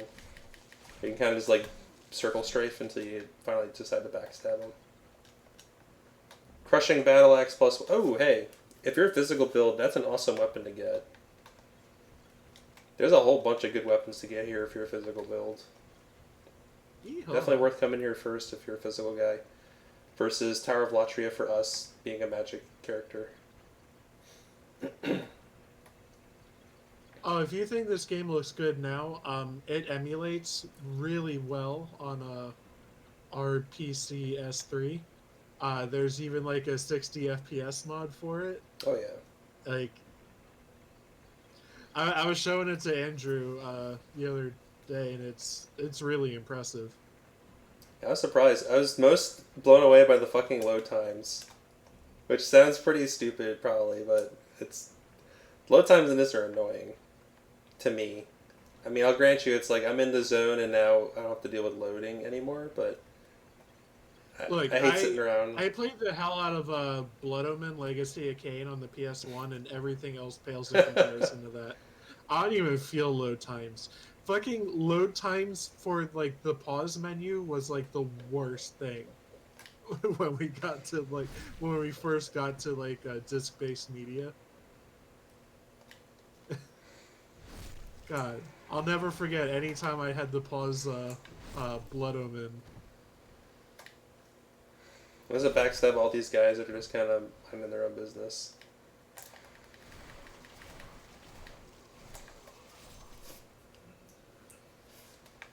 There's a bunch of dudes here that have long sacks, and if you attack them, they drop a bunch of rocks for you. Upgrade rocks. So definitely keep your eyes out for the guys with the big sacks walking around. There's talk of Demon Souls private servers in chat. Maybe that's something you'd be interested in, Andrew. Oh, there's private servers for going online again? Yeah. That's cool. I just want them to remaster this game. I feel like this game could easily use a remaster. Yeah. Whoa! Uh-oh. Yikes. Hold up. That's scary. Clown guy threw a spell at... Whoa! That dog like just lunged through the air. Dogs continuing to be some of the worst enemies. God, that fucking run through Irithyll in Dark Souls 3 with all the dogs and the spooky people. Like, the dogs literally teleport. It's the worst. In my opinion, the worst enemy, like the collection of worst enemies in these games, whereas most of the enemies in the ice area DLC of Dark Souls 2.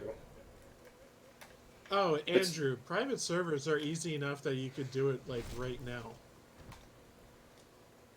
Like, all you do is go into your PS3's network settings and change the DNS Oh, to connect to a private server. that's cool. I'm happy to hear that, actually.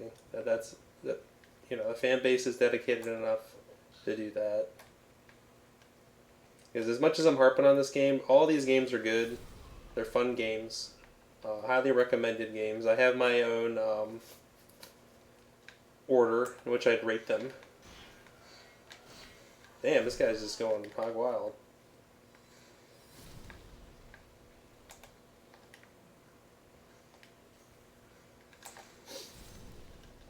Even though Demon Souls might be second to the bottom for me, I still enjoy it.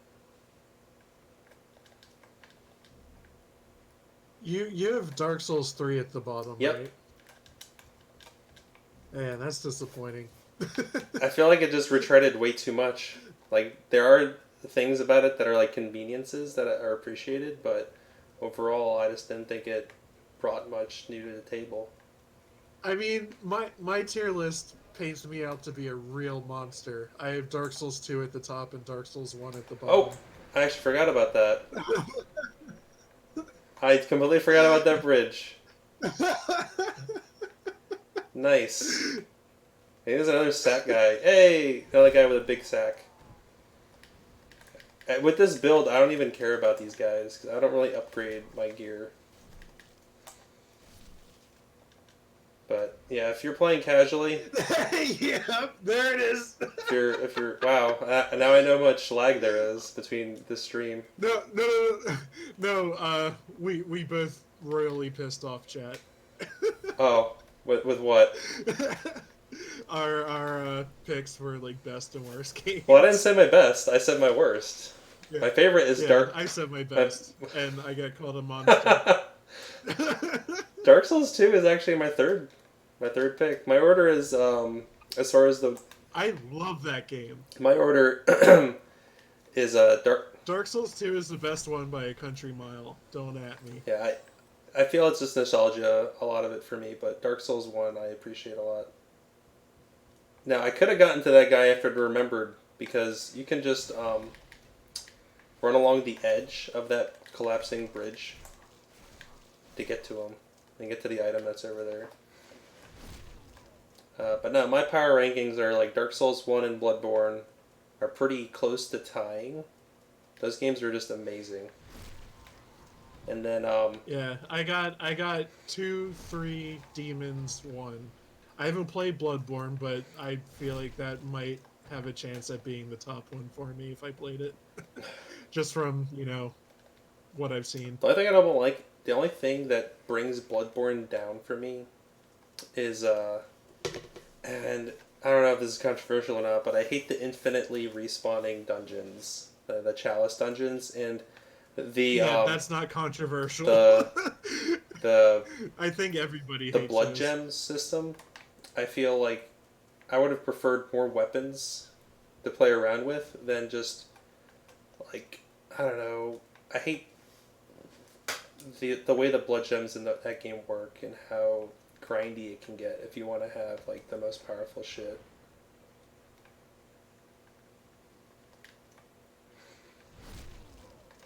I've been completely not paying attention to where I'm going. I'm like you right now in games. Well, at least I know where I am in the game and how to get around, sort of. Talking and playing a video game is definitely a skill. Oh, here we go. Like, up here. you have to, get better at over time. I still don't know why. I should just stop picking up items. I know what all these items are, and they're all just garbage items. So who cares?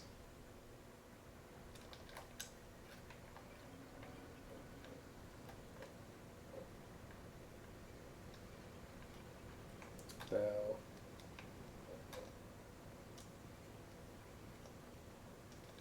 I just can't help myself. I'm still running over and picking up items. These where you start encountering flame salamanders. I don't even remember what this item is over here. These guys are obnoxious if you're trying to actually just make your way through. These guys can do a crap load of damage on you. I don't know if I've ever been like attacked by them because I just pick them all off and they fall into the well or whatever. They'll attack you. Oh, Dragonstone. Okay. Oh, that's right. Yeah, I remember that now. If you're doing a soul level 1 run, Dragonstone upgrade path is really important. Because that's the non-scaling damage. Equivalent to like the lightning or fire upgrade paths in Dark Souls 1. So you don't have to worry about stats. They just get more powerful the more investment you put into them. That dude running to me. Soul Ray earning its keep. Yeah, this guy's running to me. I think right up ahead is one of the best physical weapons in the game. The Murden Hammer, I think it's called. I gotta get a better shield. I might snag the Adjudicator shield and just upgrade my stats to be able to wield it, because it gives health regen.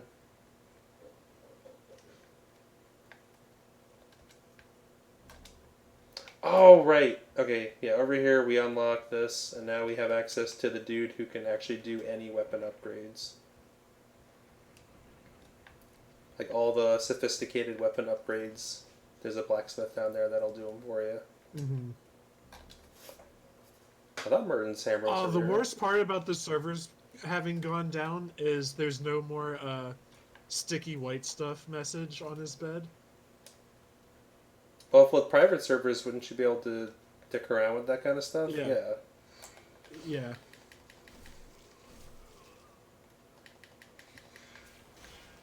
Yeah. Yeah, fuck it. I was trying to be hesitant about cheesing stuff too much, but fuck it. I'm just gonna spam Soul Ray and eat Old Spice.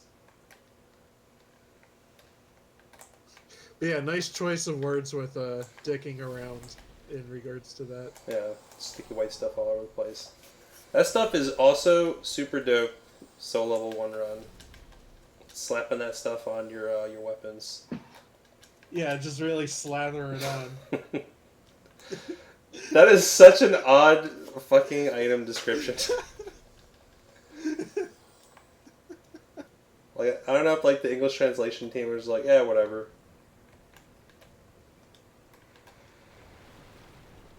I mean, it is Atlas that like localized this game, right? I think so. They're involved in the distribution of it. They tend to have some fun with translations.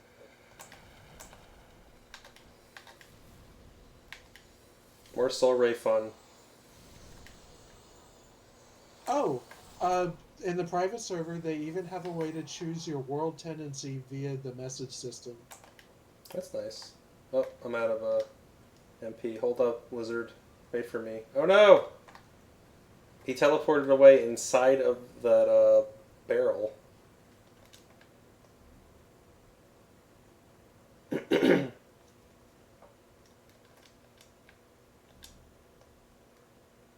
Oh, hey, Steel Shield. It's a pretty good one. I don't think I can wield any of these. Nope. Yeah, aren't you still like noodle arms? I've only upgraded intelligence and magic. We don't need strength. We're going. Yeah. Sort of like that tendency in like being online thing. Like I was mentioning at the beginning of the stream how not having that disables you from getting the ultimate helmet of the game. I don't remember what the hell it's called actually. The head wrap, the yellow head wrap.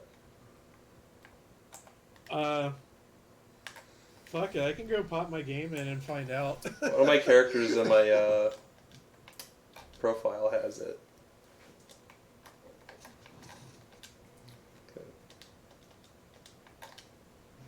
are my PS3 games? Hold on. I think they're in this wallet. I get some more dogs coming up. Yep. The monk's head wrapping. Okay. I love that item mostly because it takes up half the screen. Yeah, it's Try blocking. it has a glaring weakness. Well, I think it also has the same effect as all of the sharpness effects that stack. Like, having it equipped also increases your magic damage. To the point that if you have every single one of these effects active at the same time, I think you just fucking shrivel up and die if any spell hits you. With, like, how extreme the damage gets. But yeah, fuck it. I'm popping in my copy of Demon Souls right now. I'm doing this private server thing. Okay. I mean, I don't go online on the system anymore, so I'll probably do that too. That'd be fun. I don't know if a DNS setting will really even mess with anything else. I'm not sure. You can always just like erase it when you're not playing Demon Souls. Yeah. But I'm just saying I'm also like I have no reason to ever really go online again on my PS3 for any of my games. Because there's like no new games. PlayStation Plus stopped even having PlayStation 3 games to download through it. So if I go online, all I would do would be lose those PlayStation Plus games, I guess.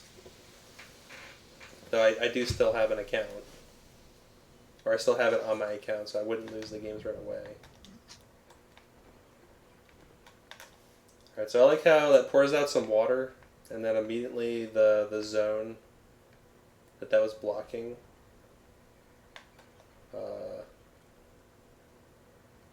is like good to walk around on already.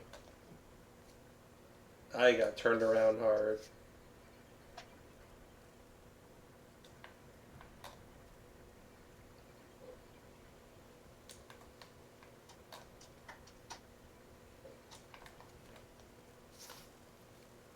So as fun as this game is, there's various like pros and cons I feel between all the titles, and I think I know the biggest reason why Kevin was mentioning he likes Dark Souls 2 so much.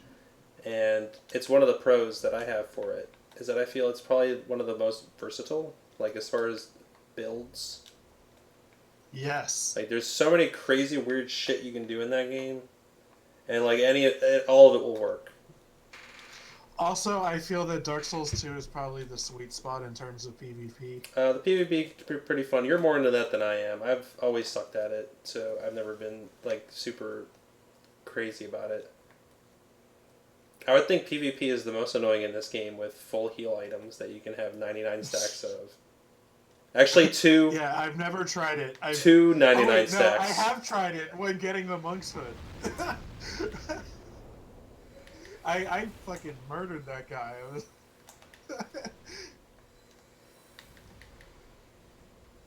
Like it took me hours to like find anybody to like connect with in that boss fight. I finally did. He walked through the gate and I fucking murdered Oh, him. dude. Yeah, when I did it, so just maximum cheese, I had the homing soul arrow up. I had Soul Ray ready to go. Actually, Faint Firestorm ready to go. The moment he walked through the door, I already knew like when the invincibility frames would end from walking through the door. So I had Firestorm ready to start triggering the moment he would step down on the ground. And then and then like the homing soul arrows spam and hit him in the head. And fun boss fight. I love that idea. I will note. Yeah. And they did reprise that, sort of, in Dark Souls 3's DLC, which is cute. I say that having never actually encountered it, because I never got that far. Well, there's also the Mirror Knight in Dark Souls 2. That being said, I don't think I've ever summoned a player during it. It only happens in New Game Plus, I think, which is why you wouldn't see it. Okay. It was a weird choice. What the hell am I walking on? Wow. There's some level geometry going on here. Not as terrifying as the level geometry in the Great Hollow in Dark Souls 1. Alright, so here's the crisp blade. Very important. That shit's going on my left hand and never getting unequipped. Oh, and there's an item behind here too. What is this? Spider Stone. More garbage, useless items. Or upgrades. Alright, so crisp. All right, Joe Fata, is the private server you're talking about the one called UVs?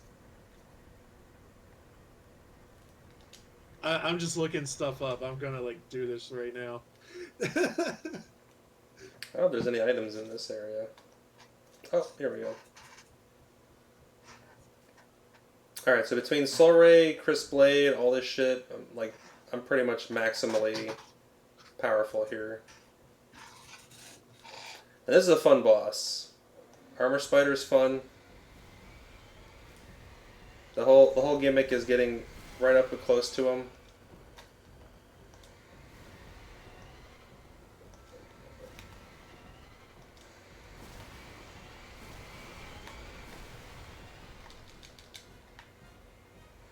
And he starts launching some crazy physical attacks if you get close enough.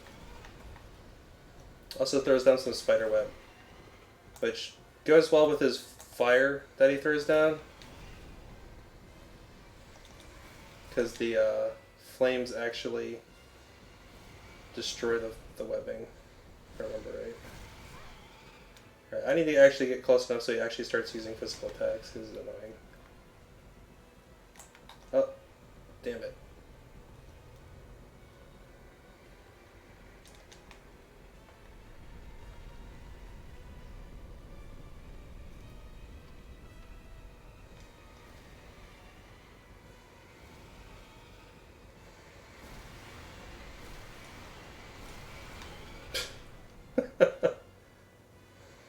Spider-Coon. I need to upgrade my health next.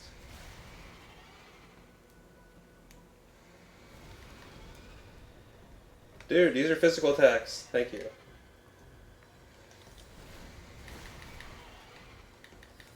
Oh, stream froze for me. It might be on my end though, refreshing.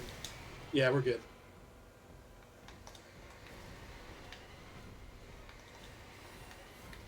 There we go. Like him using that physical attack, and then he stays vulnerable forever.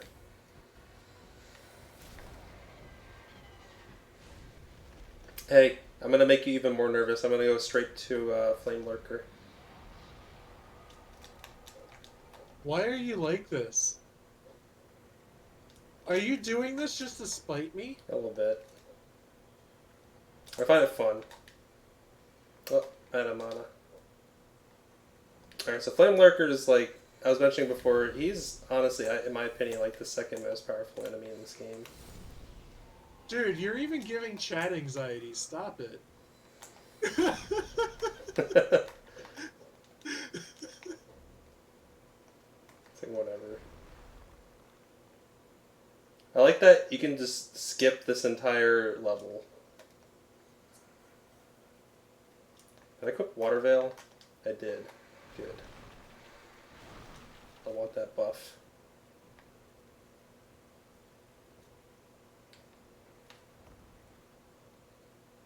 Alright, now, hopefully I remember how to get down here and not die.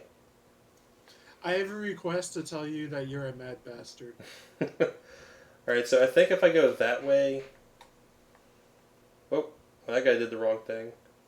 Alright, so, I think I do want to go this way.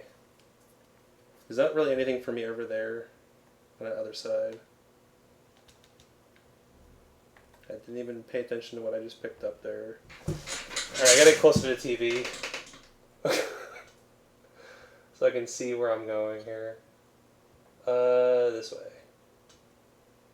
I'll want to like stand on invisible nothingness. Alright. I think that's right.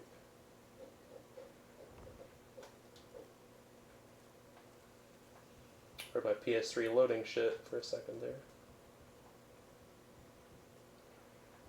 Ah, here we go. There's the ladder. Okay. this is a good time to just throw it out there that I really love the gutter in Dark Souls 2. I think most people's like that's one of the most hated areas of that game. I find it fun though. Alright, I think Hand of God is over here to the left. That I'm not even going to bother with because I'm not going to equip it. Alright, so here's Flame Lurker.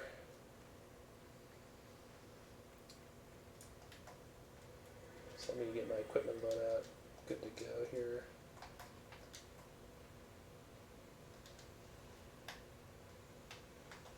Alright, Lurker. This guy, his big meaty face. But I should be able to kill him pretty easily. Between the two... Damn, people coming out of the woodwork to tell me the gutter is trash. Yep.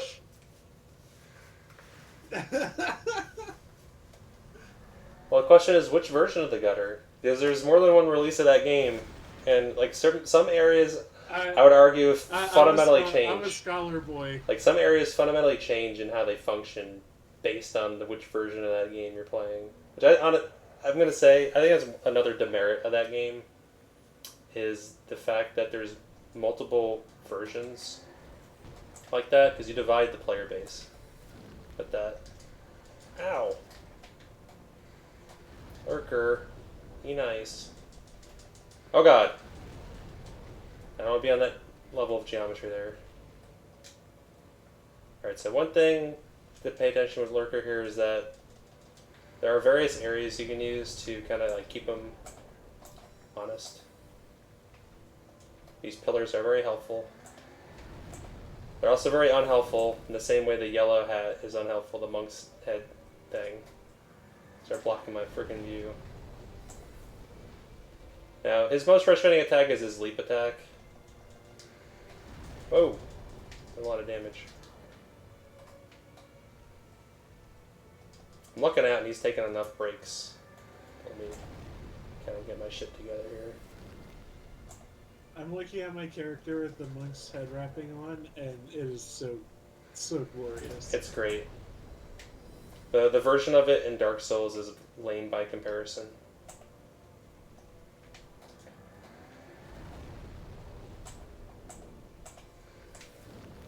Wow, he's like so bright I can't even see my reticule on him when I target him. I just have to assume it's targeting him.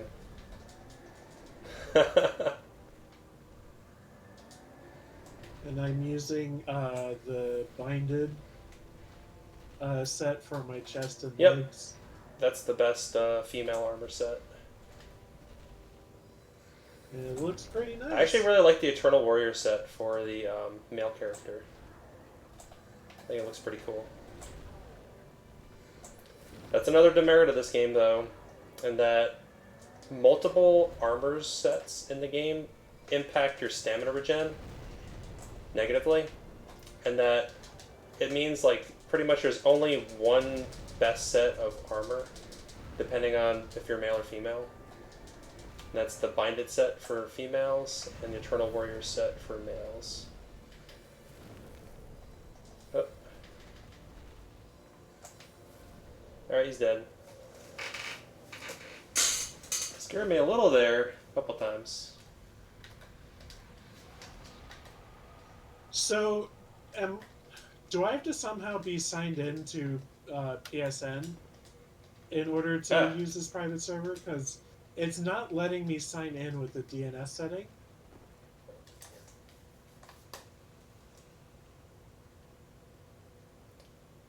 Presume you're talking to your homeboys there, because I have no idea. Yeah. Also, the armor set that you're talking about is the Ancient King. Chad says, yeah. Yeah. That set looks cool. So I'm cool. Okay, so I gotta troubleshoot that. Alright, if I hadn't screwed up at the very beginning of the game, this is the dude who would have killed me and also kills my frame rate. Alright, so I've died here a couple times. Oh god.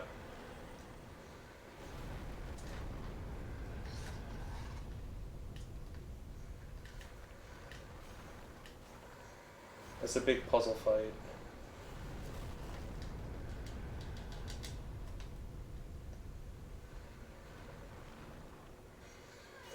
And I died. He punched me. He got his revenge for not being able to do it at the beginning of the game because I screwed up. And now, without online, that screws me over for white wolf tendency in this zone.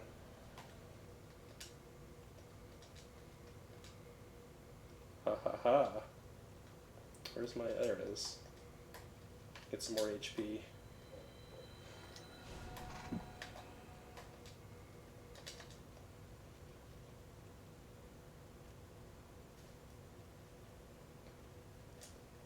Alright, so all our homeboys in chat know about it. I'm just going to note it because I think it's a brilliant concept, and I'm glad that it's stuck across all these games.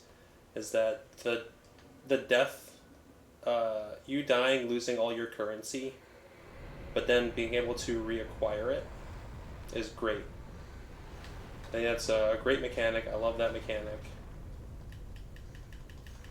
Apparently it took on so much that a ton of other games now do it too. Alright, see if he successfully punches me again. Yep, punched me again. This time I had my shield up though, pal. Uh-huh. God damn it!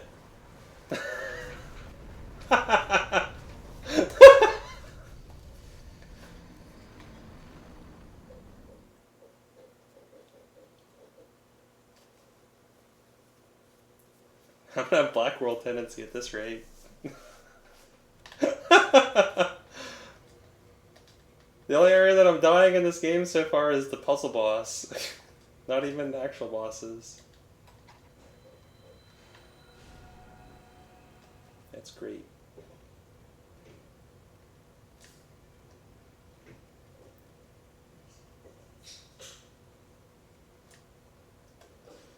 Alright, so after I kill this boss, Kevin, if we're still up for it, I can just clear Boletaria and that'll be it. Okay. So I haven't noted it, but this game is very open in how you approach the various levels. You can kind of do them in any order. The only restriction that's going on is that you have to... where the hell do I stand to not get hit by him?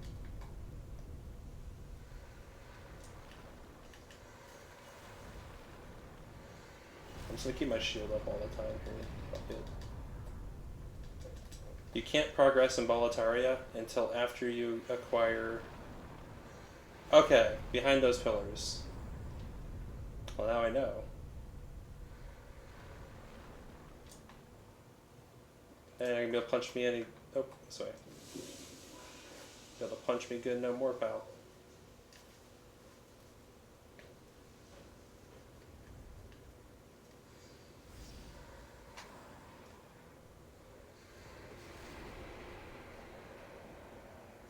This is such an odd boss. Yeah, this is... Oh yeah, this guy. I just died to him twice, by the way. Oh no! Or right at the beginning, I forgot that I'm supposed to stand behind pillars. This boss is funny, but I kind of rate him the same way I rate the, oh crap, Bed of Chaos. Being just... Which, once again, that's a remix of this.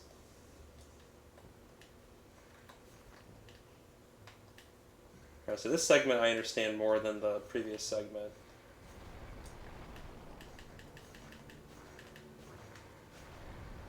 But you do got to be pretty careful here. Make sure that he can't see you. As long as you're behind pillars, I think you're alright. Like, you shouldn't be able to see me right now, or maybe you can. I don't know. Whenever... Alright, I can't get my PS3 to connect to the internet, so that's a problem for future me. Okay. So the whole gimmick in this second segment is all being Metal Gear. Metal Gear. It's gotta be sneaking. Every time he winces up like that. Oh shit. Okay. He just roared and scared me. Man, his camera's not being very cool right now.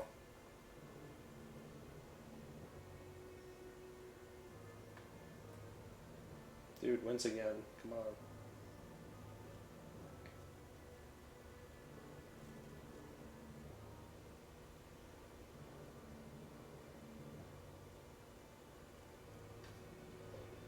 Might just be duping his soul and just going my magic to 99.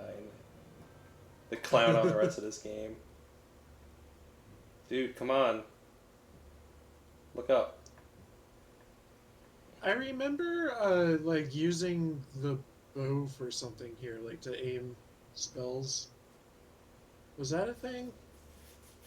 I mean, you can use your bow to kind of line up your shot in Yeah. Dark Souls. Dark Souls 2 gives you No, the I binocular. mean like specifically for this boss, I had to like aim. For There's a something. bunch of launchers. Oh, you can aim soul arrow to break the boulders. Oh, I didn't know that. Shit. Yeah. I'm learning so much shit. This is awesome. I legit appreciate that. Dude, apparently to learn secret tech, all you have to do is like stream a game that is like kind of niche and people are really passionate about. That's like your oh god. What was your one stream about where we talked about bread? Oh, I don't even remember the game. Burning Rangers. Yeah, Burning Rangers. Burning Yeah, we talked Rangers. about bread for a long time for some reason, but yeah, there's people that popped in for that game. Yeah, I remember when we streamed the Guardian Legend, and some guy came in to give me secret tech about how only one object on the screen can be getting hurt at any given time. So you just pick the weapon that like is always hurting the enemies, and you can't ever get hit. Hmm. That was a cool thing to learn about that game.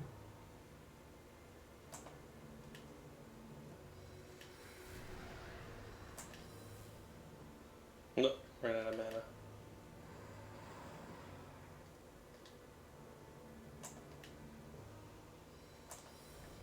Oh my god, I can't tell if I even have it locked on. It's so bright on his little chin.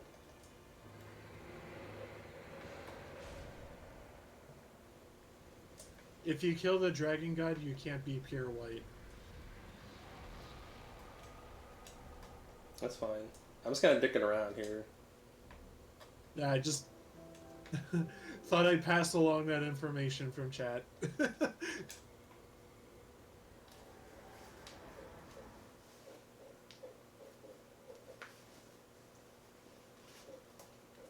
It's okay. Oh, Joe Fata is very excited that you picked up the frat boy paddle. It's true. There's some goofy weapons. That's probably the goofiest weapon in this game. And that's even has its own. Can you just like whip it out real fast? Wait. Oh, I didn't pick it up. Oh.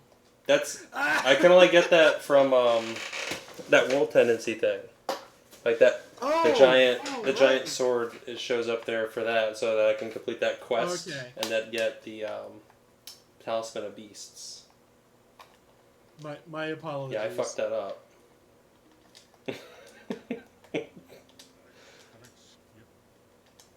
Alright, so... I didn't play this game enough to know what world tendency really is at all. So...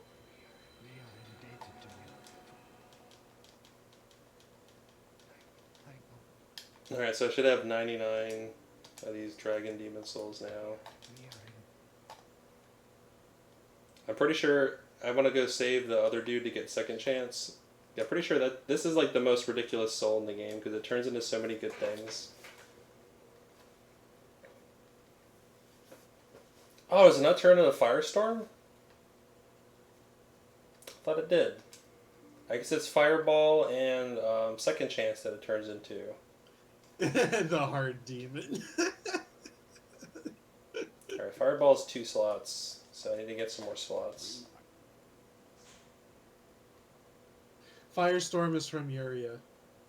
Oh, okay. Yeah, there's another. That's also a weird thing where you have one miracle caster, but then two sorcery casters. I actually completely forgot about her. Let's get my soul memory up so I can. How could you forget about Best Girl? I don't know. I was gonna up magic even more. I don't know. That's another fun thing. Since you equip spells via these people, if you kill them, you're then stuck with your spell loadout. You can't undo it.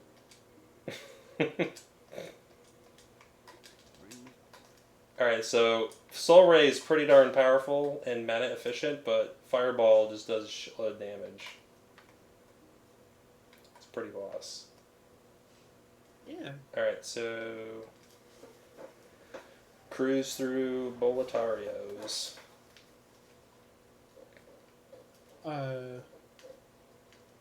Dragon God Soul is Firestorm, Fireball, and Wrath of God. Second Chance is Blind Demon.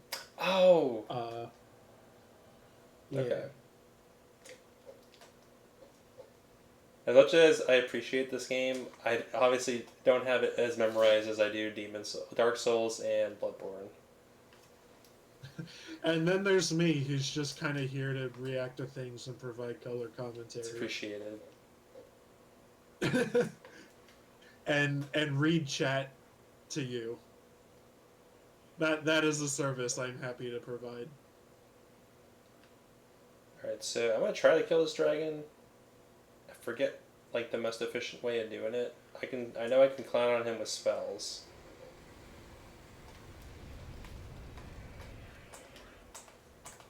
Dude, target him.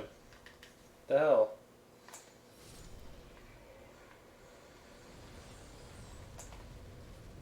Another thing about Isn't he far enough away that you need the bow?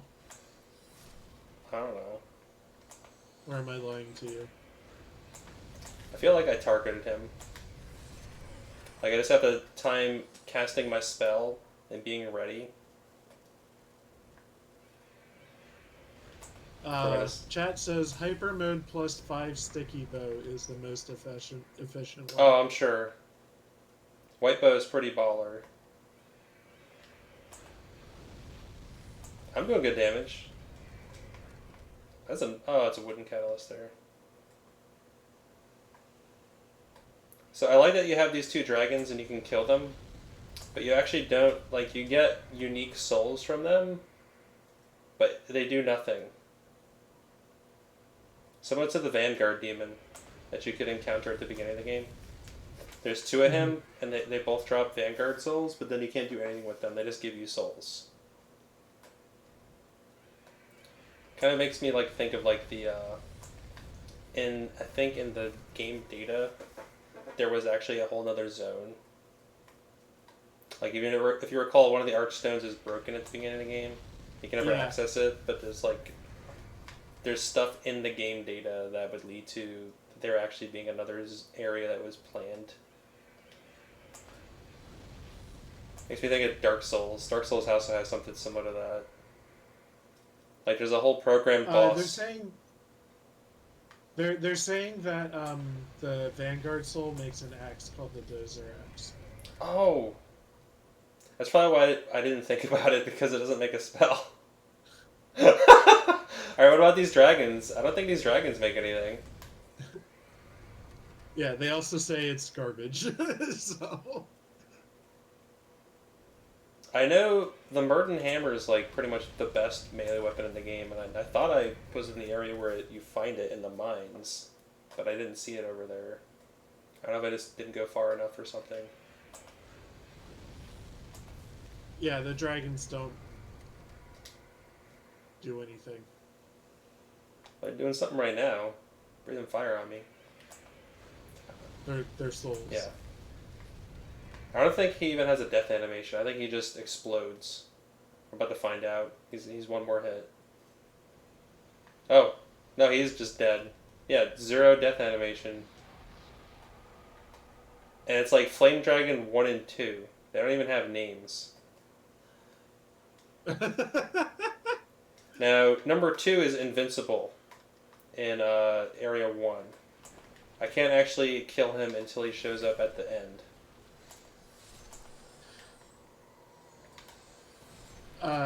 He falls down if you follow his flight path. Oh. Alright. Hey, you moved too much. Isn't much on Old Spice into spam, Solray. I watch things die.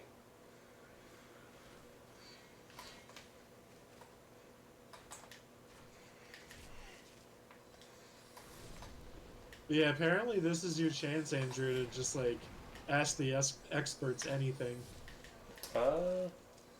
Is there like actually any kind of fucking trick to getting stupid pure bladestone? Because all I did was just grind that like one skeleton guy a million times to get that stupid achievement. Be funny if there was an easier way. That was your audio got really glitchy for me. I'm curious to hear if it came through on the stream or not. Oh, just I was just seeing if like there's any better way of getting pure bladestone. Because I know with like the pure moonstone and like other stuff like that that only drops from the crystal lizards, there's like this crazy way of taking advantage of the fact that the game doesn't actually save until after the message of picking up an item is finished. So like you kill the lizard, if it didn't drop it, you just like reset the game while you're still in the menu of, or you still have the message prompt for the item. Okay, so they're saying use the large sword of searching and 99 luck in pure black tendency shrine. Nah, that sounds like bullshit because of the way the luck works with item drops. But that might be the case, I don't know. Alright. Sigmar of Katarina's ghost is in this game. He's down over there. I don't know if there's any items up here, I forget. Forget the Fat Knight's name, but he's an echo of what would be Sigmar in Dark Souls.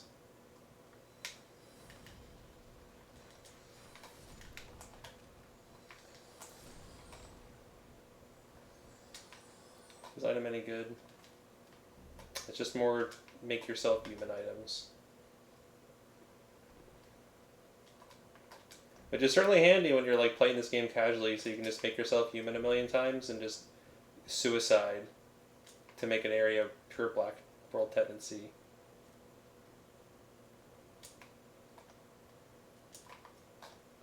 Alright, so this boss is cool as hell. I love this boss. And there's like a sort of functional equivalent to him in Bloodborne.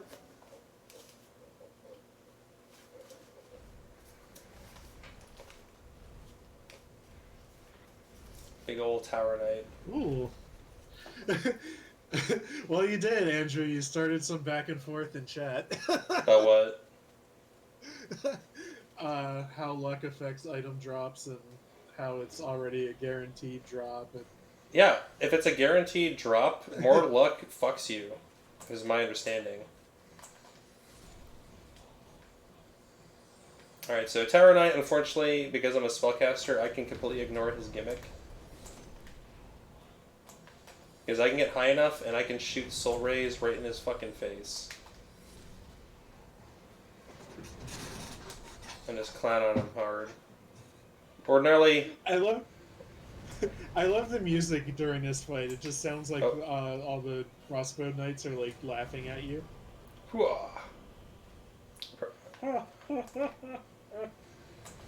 Music in this game is on point. I guess I wasn't in a good spot.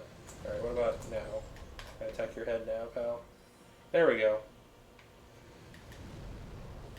Just shoot slow raising his head a bunch. His teeny little head.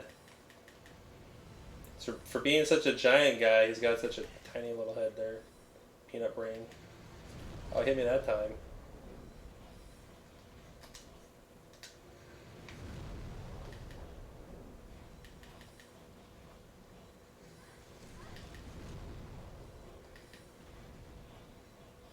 There you go.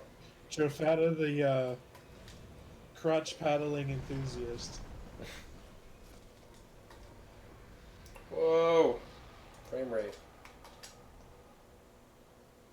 Alright, so if you'd come here before, like if I came to this spot right after killing Phalanx, I would not have been able to make it past this fog ball up ahead. I needed to kill any of the true demons or whatever they're called at the end of any of the other zones to open this one door. Mm-hmm. So, Dragon God counts for that. And I find it's kind of curious how the end boss of every zone is like a gimmick boss, which is interesting. So for Zone 2 you get Dragon God, which is a puzzle boss. Like, you don't really do damage to him. You'd have to just make it to certain points and not be a dummy like me and get killed. I think it's the game mechanics way of telling you that, like, you can't match. You're too weak to match these bosses in like one-on-one combat, so you have to like come up with some sort of trickery. Yeah, so like Zone 3, Tower of Latria, like that boss, his entire gimmick is the online component of the game, because if online's working, he summons another player for you to fight. That's how that functions. Zone 4 is the giant manta ray, and you take him down with the sword of storms or whatever it's called. Slave shield, totally garbage item, the trap,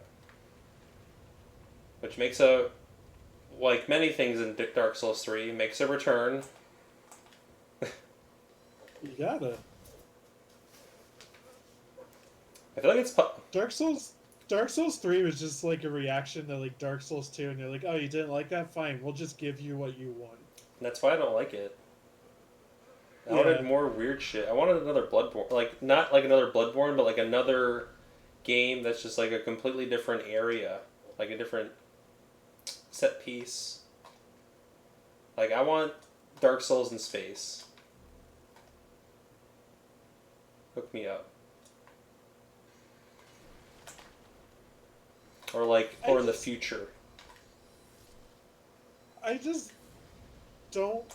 I wouldn't trade anything for that moment of realization, like once you're like in Irithyll and you realize you're actually in Anor Londo. That was cute. That was such a cool moment.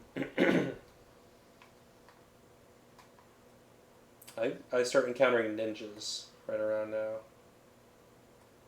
If I'm not careful. I don't like fighting ninjas.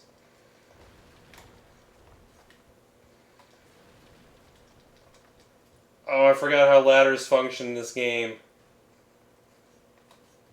Oh god, he climbed them so slowly. There's no speed up button in this game.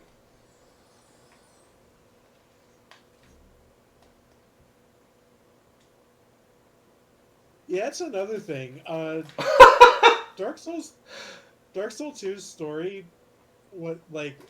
I loved it, but it was really depressing. And like, I feel like Dark Souls 3, while also, still being a Dark Souls game in terms of story, like, had that cool, like, nostalgia factor to it that made you, like, constantly go, like, whoa, in the story, like, Mm-hmm. So it's kind of like an uplifting note to end on. Glad that ninja's fucking dead. Whoa!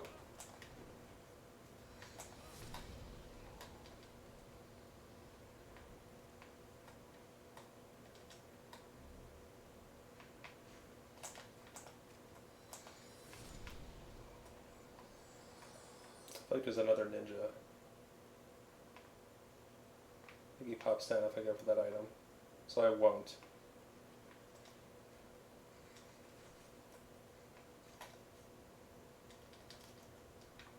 Now the big fat man, I think I can actually like kill him ahead of his whole path that he runs along.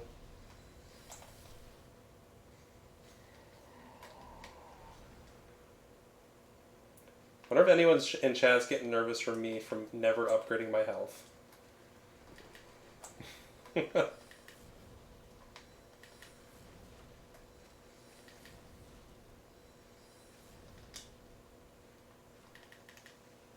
I mean, I don't really feel like it's all that bad. Because, like I said, this game is very much designed around you being at spirit form all the time. Like, the Yeah, game is very much designed it's around gonna that. be rough if you decide to use the insanity catalyst. I mean, that just halves your MP cost. I already have infinite MP because of me duping Old Spices. Yeah, So it doesn't true. even matter. Oh, killing this guy lets me get to the witch. I think. He just gave me some keys. And I know I need like optional keys to access her area. But I also need to backtrack because I need to go a zone behind this one to get the fat guy outfit.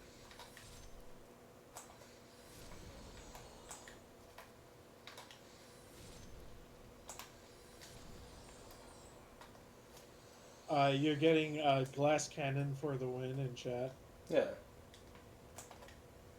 So I'd say you're doing Like, I'm fine. still taking hits and not dying. The only time I've died in this game is Vanguard Demon because I was. I didn't realize how far his axe swung. I thought I was safe. And then the Dragon God, I forgot that you can hide behind those pillars. Like, I forgot the actually how to make my way past that. Otherwise, I'm doing fine. And at first, I didn't even know you died to that boss because I was fiddling with my PS4. Yeah.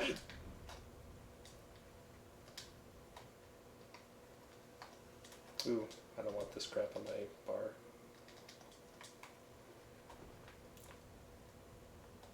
I feel like there's a spot here that I could run down to get to. Oops, wrong thing equipped. Whoa! Ah! Well, that was dumb of me. Oops a daisy. I'm excited. Walking into fire. Ooh! Ooh! There's no, you know, are gestures in this game? I don't think I can stop, drop, and roll. My way past any of that. Do I have any? Ah, I do. Good.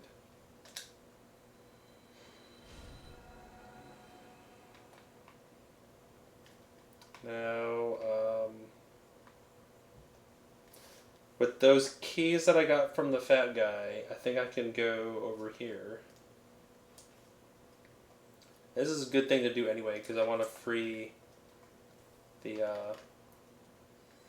fat knight guy. I don't remember his name.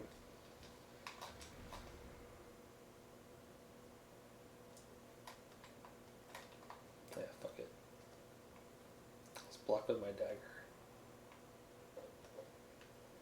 Does anyone know if I upgrade this crisp blade, it increases the sharpness effect? Like the magic buff?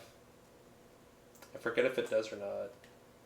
I think it does. Damn, those flames do a lot of fucking damage with all my sharpness effects. Yeah, chat says it does. Also, they say the name is Bjor. Ah, oh, that's right. Yeah, Bjor Twin Fang or whatever. He was in the intro. The intro that I ignored earlier. One of many people that wandered into the fog. Yeah, like the only story they really give you is a list of names over and over. You can at least memorize them, Andrew. Whatever.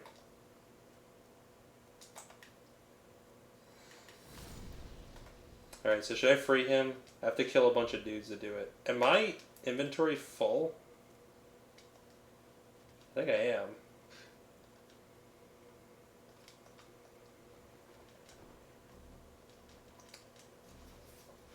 Another big freaking negative aspect of this game. Did I get the clown helmet? I need that to visit the witch.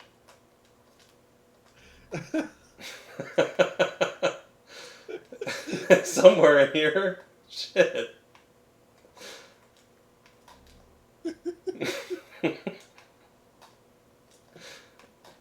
I forgot about that. Hopefully it's funny in the chat that like I kind of know what I'm doing, but like I forgot a lot of stuff. There you are. Bjor. Alright, he's gonna fall asleep. we'll see him later. Help us out. I guess I gotta go to the end of that path to find the clown helmet.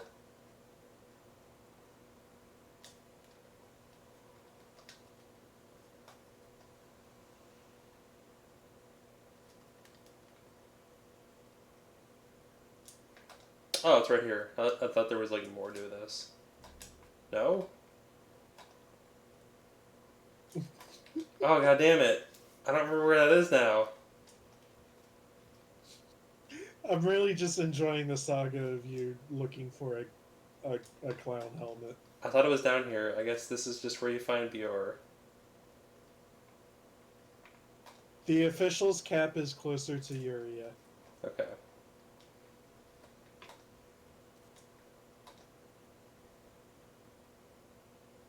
I guess these keys do double duty then? So like they unlock that door and then they also let me access Yurio's zone.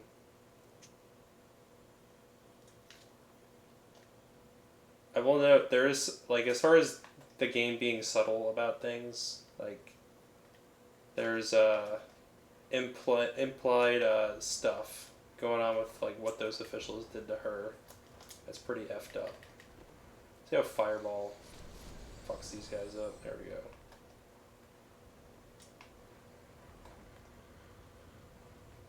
I think if you linger long enough, those carriages actually will burst at the seams, and you'll get some more doggies piling up on you.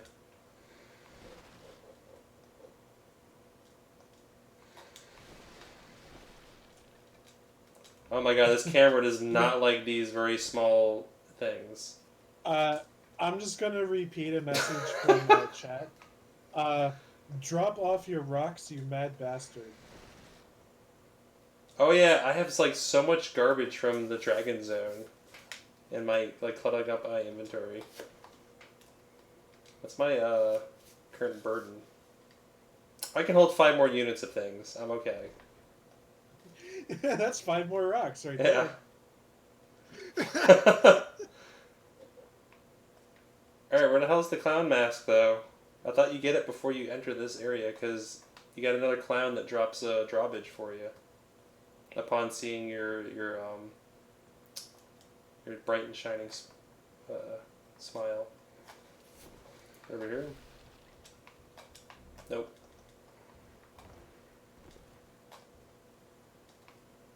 It's not that big a deal. She gives you some weird ass spells.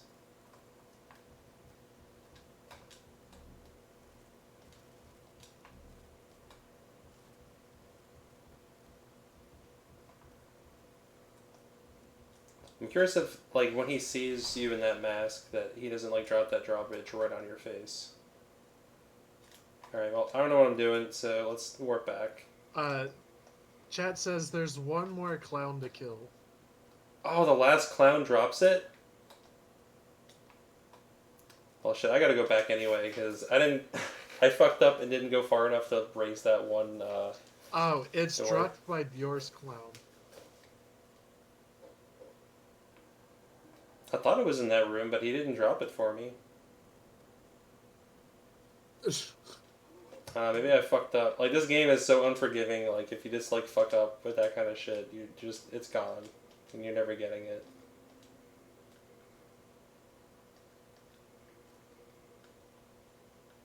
I don't even know why I'm holding those.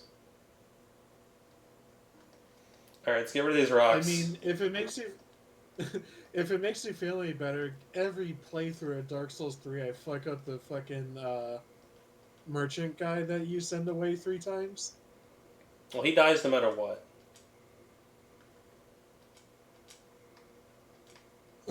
Well, no, I mean, like, I fuck it up before that. Oh.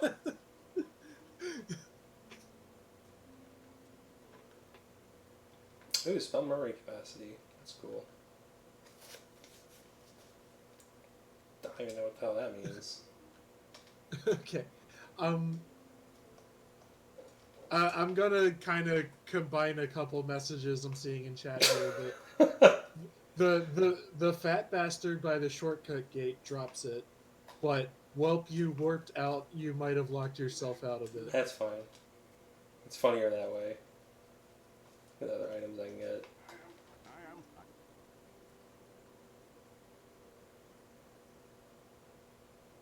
It's okay. Everything's gonna be just. Oh, I don't know. This way.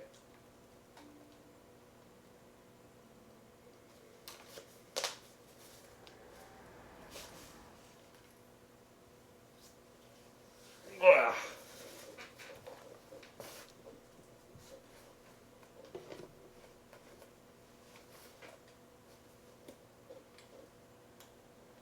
Alright, so it was in his area.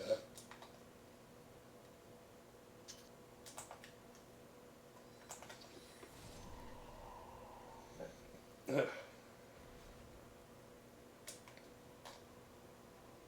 Is this where I remember it being?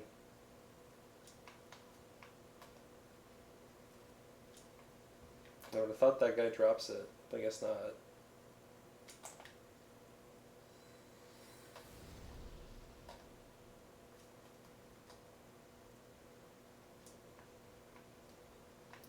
See, I might be screwed out of being able to be smiling all the time. He drops the key, not the cap. Oh! Okay. So then we're talking about that last guy then.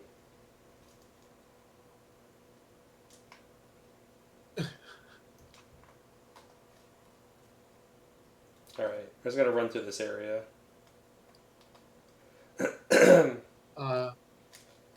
Official by the shortcut gate lever.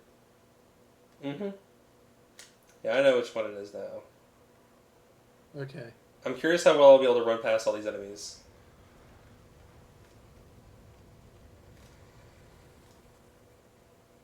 Like, I died right before I would have been able to raise that gate up ahead. Ah.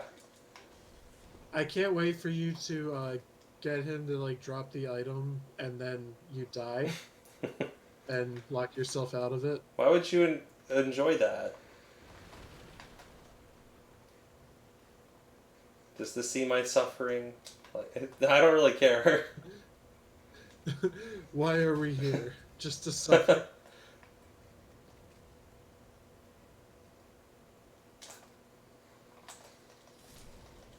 I'm awake.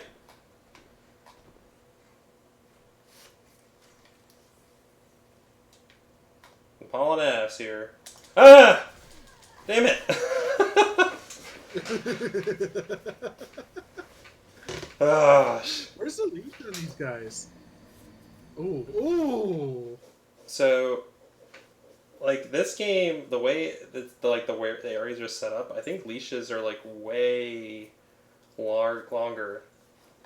Because like in Dark Souls, you gotta realize that like everything's kind of like subdivided into various zones that you're walking through. So it kind of makes sense that you have lots of enemies that the moment you like get 10 feet away from where they're standing, they're like, whatever. They just don't care anymore. Versus this game. I mean, I doubt there's any enemy that'll run after me through the entire zone, but who knows. Oh, god damn it. No! Why are you blocking? Asshole, get out of my way.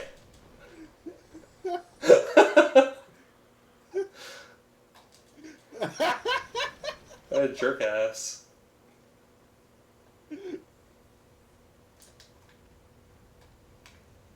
Now, obviously, if I take my time, all right, let's not be stupid.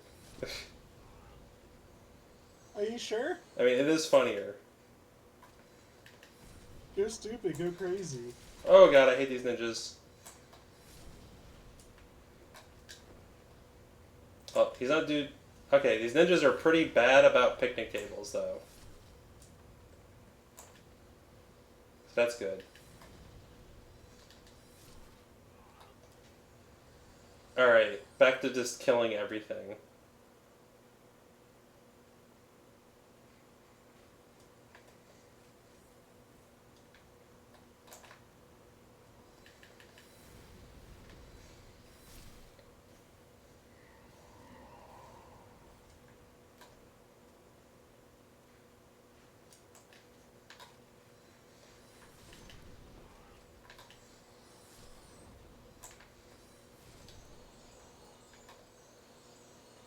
Alright, so this time, I'm not gonna walk into a big flaming ball. I believe you. Thank you.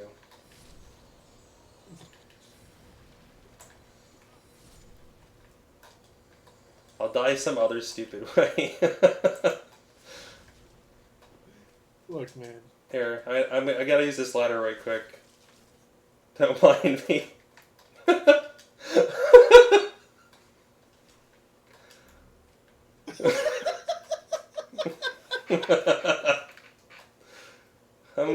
Da-da-dum. I like how each subsequent game gives you more and more, Improves on yeah, ladders, more and more abilities. Like your subsequent protagonists, like they just become so much more proficient at ladders. Like you never tagged the use ladder skill and your character creator in this game, but in the subsequent games you did.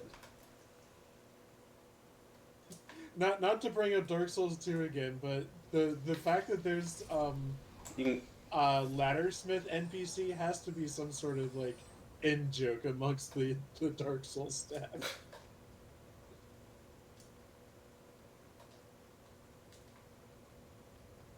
is he the guy who's like he makes a cameo in Dark Souls 3 as a corpse?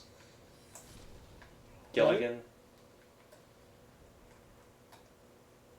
Teaches you the sprawl out gesture. I only caught like not even half of what you Doesn't said. he show up in Dark Souls 3 as a corpse to teach you the sprawled out gesture? You know, I don't. I know all the I never gestures. really put that together. I never really put that together. I'm sorry. Yeah, it's like the same model.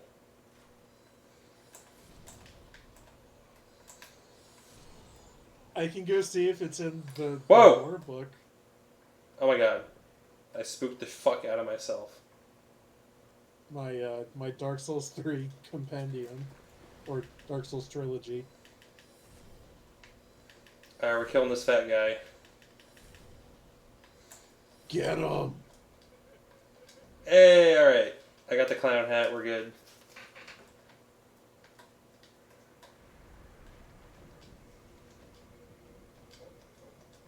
Now if you talk to Yuria with this on, I was starting to talk about there's like implications that they were doing some fucked up shit to her.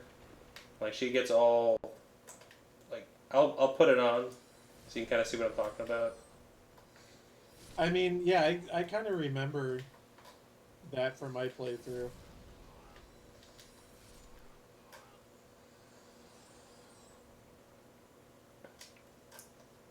Sounds like the viewers are like very aware of stuff, but I'll put it on and talk to her with it on just so you see it.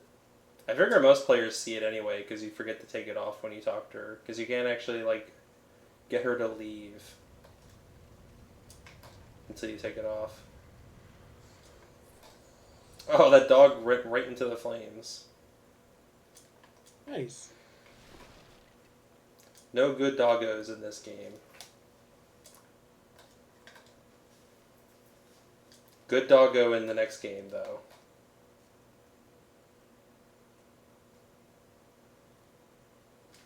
Oh yeah, Steve. I was like, I know there's a good cat in the next two games. Yes, best cat in Dark Souls 2. Shalkor, is that her name?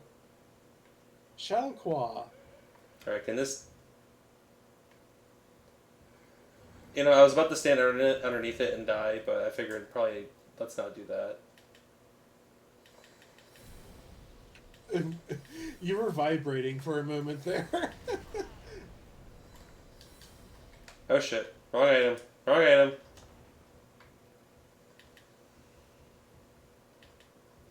Oh, shout out to 69 Old Spice. They didn't last very long. Alright, we talked to her with the hat on. What do you want with me? Have you once no mercy? Do as you wish. There are no secrets here. Only a tired, emaciated frame. So they've been torturing her in some fashion. Take that hat off. Monsieur? Thank you. Need a little rest.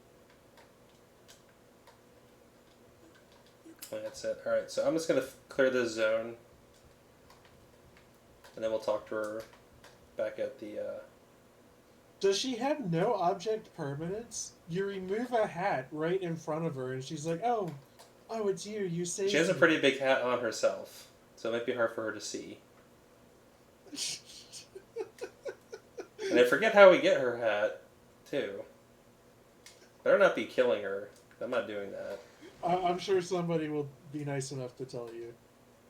'Cause that finishes the set that we have on right now.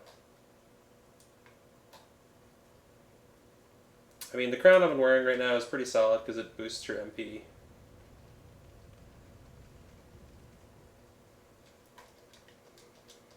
Oh my god. I still have that ring on. The MP regen ring. Her hat is pure white 3/1 Latria. Okay. Okay. It sounds like maybe you can also get it by killing her. Well, yeah, I'm sure. You got a bunch of stupid stuff. I think you get your jade ornament back if you kill the Thomas. Yeah, you really need that. You better kill him for it. I wanted it back. Thanks for watching. I'm taking my hair over. Thanks for watching my stuff, nerd.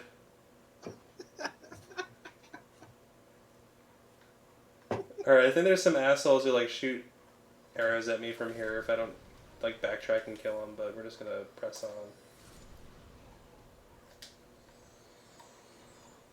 Yeah, there are. There's like a dude right there.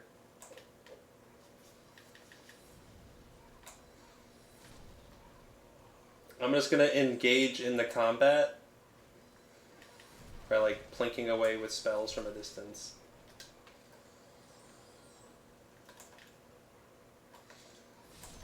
Stay away from me. Yeah. I need to upgrade my magic stat even more. Some of these enemies are taking more than one hit. That is simply unacceptable. How much... Oh, cutscene. Oh, there was one more fatty.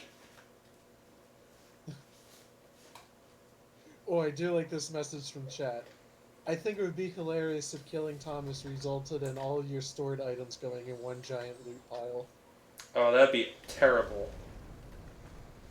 But, deserving. Yeah. Oh, see that? He healed himself. Ah, damn it.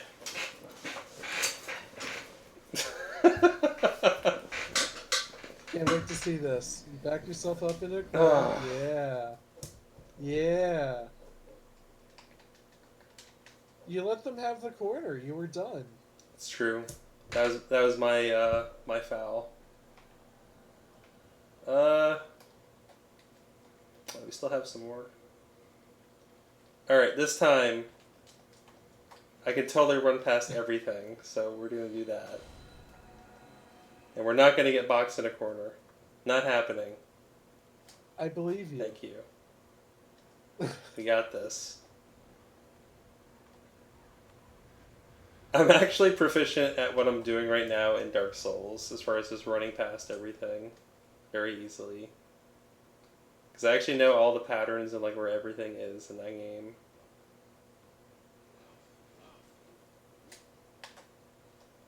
I have a difficult time thinking of any game that I know better than Dark Souls 1. Besides the lore. I don't read item descriptions, so if you actually read up on that stuff, Kevin, you would actually teach me things about that game. Yeah, like I was I was telling you, I don't know, like a couple months ago, I realized that like you fight almost all the pieces of Menace. Oh my god. What's that? I'll tell you later.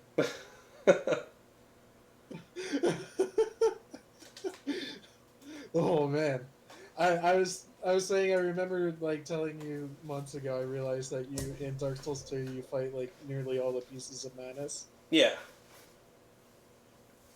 or at least you meet them. Oh, I love that cutscene of this guy getting his comeuppance. He's just chasing this guy around the whole damn level.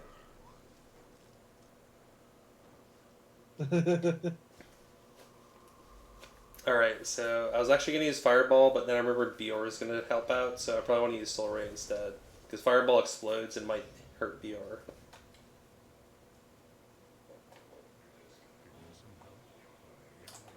So the reason why I don't...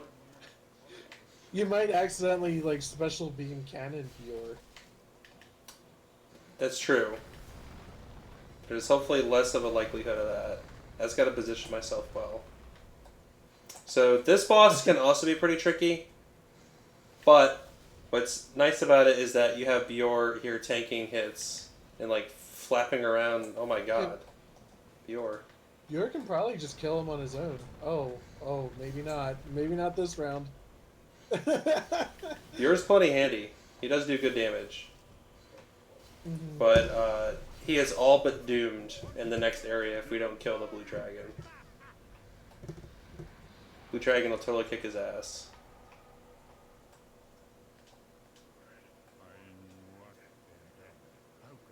Man, the lighting in this game is so weird. And depending on like where I stand, it just gets so much darker. Yeah, a lot of games have like ambient lighting. This game is ambient darkness. Like I know at least Dark Souls 1 uses like darkness lamps. Mm-hmm.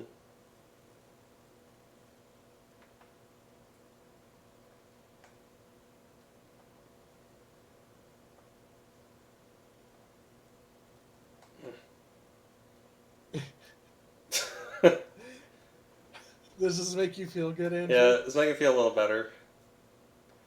And I will note another negative about Dark Souls 2. That's the only one of these games that doesn't have that. Yeah.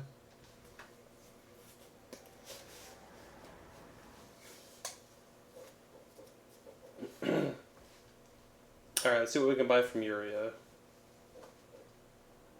I definitely want Firestorm.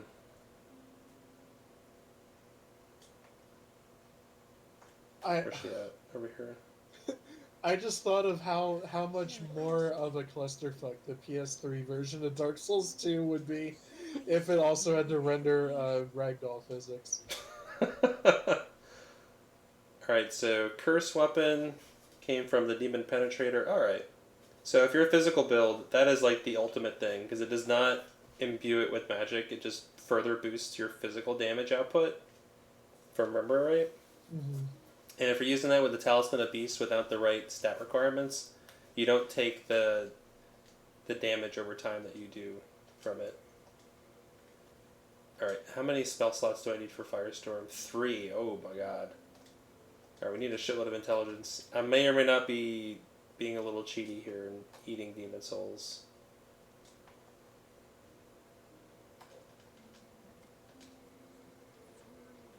So I have a question. When we're doing Dark Souls, are we playing together? Depends which version I play, I guess. Play PC, we both got that? Yeah. Okay. Yeah, I can do that. I got all of them on PC. Let's go. Alright, so in this game, you use souls one at a time, very slowly.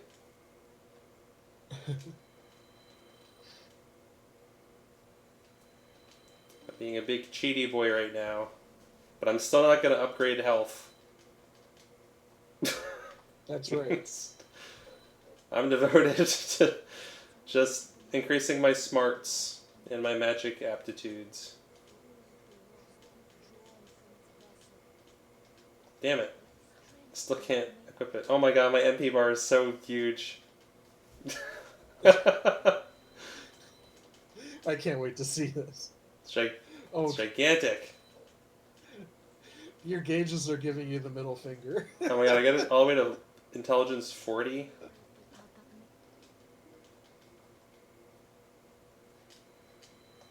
Why stop there? Well, I don't think you get any more attunement slots past 6. I don't remember. I'm not sure. I don't think I've ever increased my intelligence so high. I've never made my character as smart as I have right now. She has all the smarts. And all the magic. Oh, I'm out of... Okay. Oh my god, it gets even bigger. Because of the wand. Oh yeah. It's huge. Alright, awesome. And I guess let's go get Second Chance. Because Zone 4 is really easy. Check this shit out.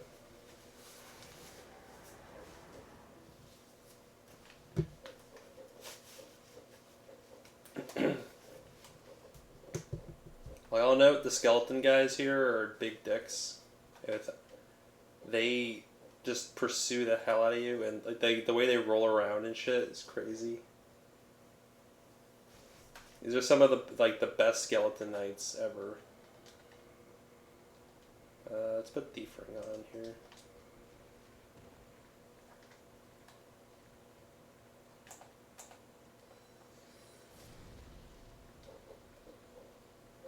So the black ones of those guys are the ones I think that can chop pure bladestone from Zone 2 onward.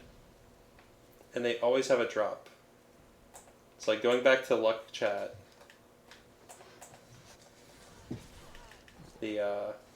Having more luck just increases the odds of you getting their shitty item drops instead of pure bladestone.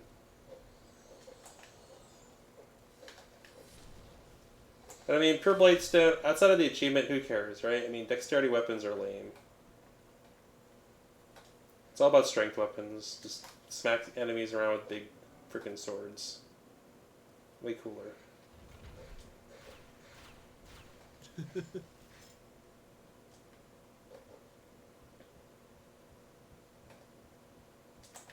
Alright, so this zone is pretty long and windy. You can like run around all over the place and shit.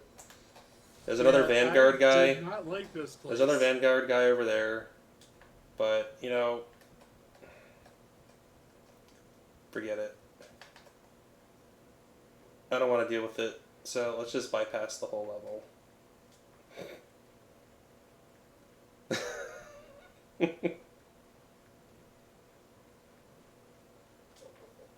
Doing that little skip takes you right to the boss. Mm-hmm.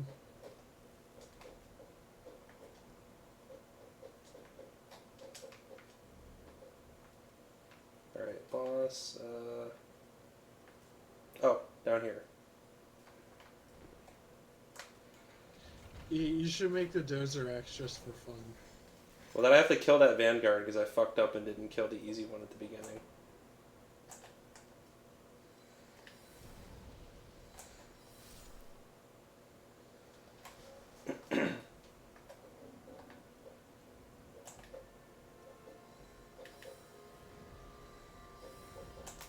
Shit, I'm missing him.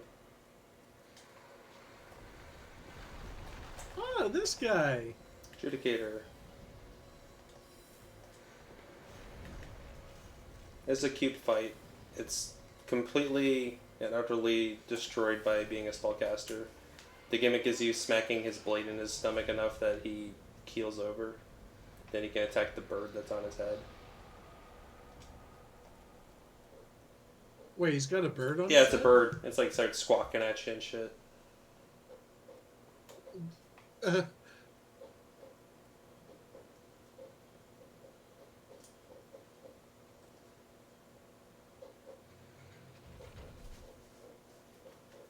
Alright, I forget how the hell this works. It was a necromancer dude.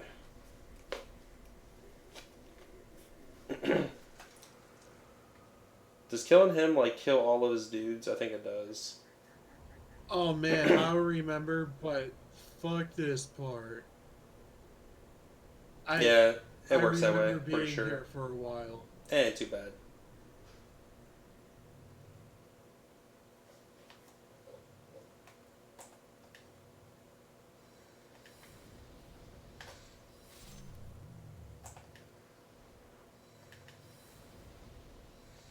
How does Fireball work on these guys? Oh, there's more damage. Oh, nope. Oops. Let's use that on him. That should be fun.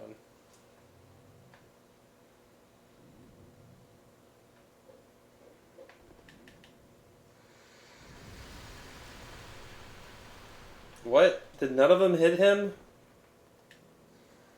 Whoa! That was a lot of damage. Fuck. I should probably stop screwing around.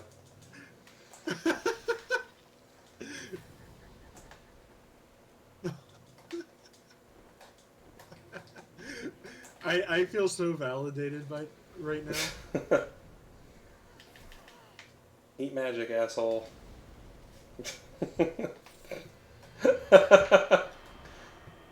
Anyway, you don't even need to kill him. You just need to touch this thing to open the door. And when you come back here, Patches will be here. And then I can save the priest dude. Because I don't think the doorway to him is open right now. Or, oh, it is. Never mind. Patches is right over here doing Patches things.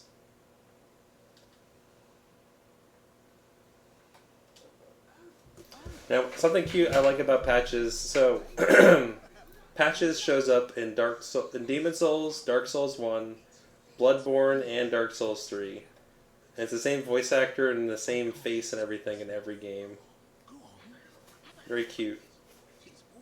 Yeah. And he does literally the same thing in every game that he shows up in. That guy is committed. If that was the only reference in Dark Souls 3, I probably would have been okay with it.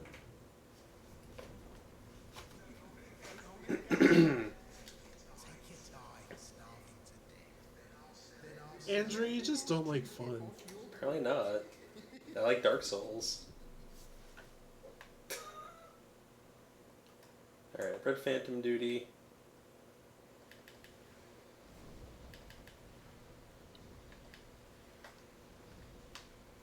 Damn, he just ninja flipping around all my shit.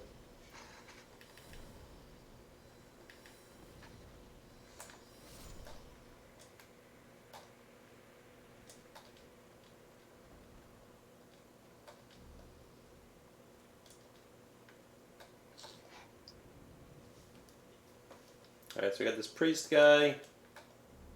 He'll teach us his, the spell. Oh, did you cleanse the world of another dark soul? Dark Soul! God has Oh shit, we found it. and for that we can bust. It's called Umbasa. God had That's like their version of Amen. Yeah. Can I? Ah, fuck. Alright. I forget what Patches even gives me in this. I like that he's just standing right outside the door, though, right when you open it. Oh, Patches. You're so wacky. What a lovable scamp. Hey, I'm really sorry. I didn't mean what I said. I mean, man's got to make a living, right? Here, look. I can make up for it. There aren't many humans like us. We need to stick together. I know. Here, take this as a token of my friendship. Gas resistance. Come on. No need to drag each other down. What's funny is he does this twice in this game. He pulls this shit again, sort of, in Flame Dragon Town. The whole level that I completely skipped. Yeah.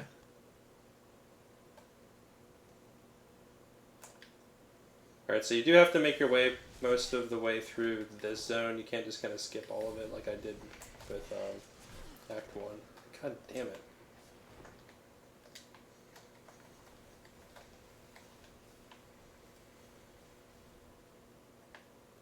Oh, there was his leash. We found one leash. That guy stopped caring about me after I stepped right around there. Alright, fire. Fire bad for them. Shit. Sword's bad for me. Oh my god, he's bleeding.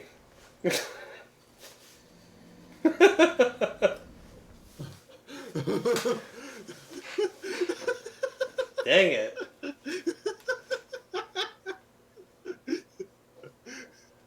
Ah, sword's bad for me.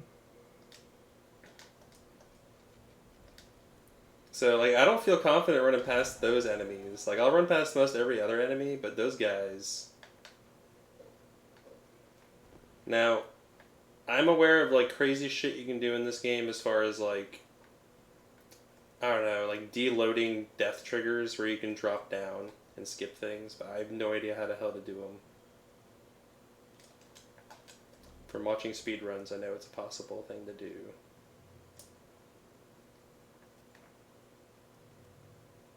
I feel like I can drop down right here.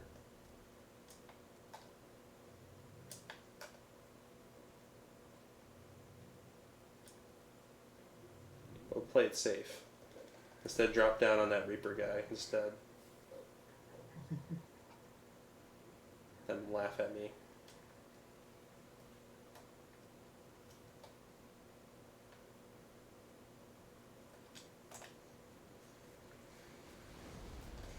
Oh my god.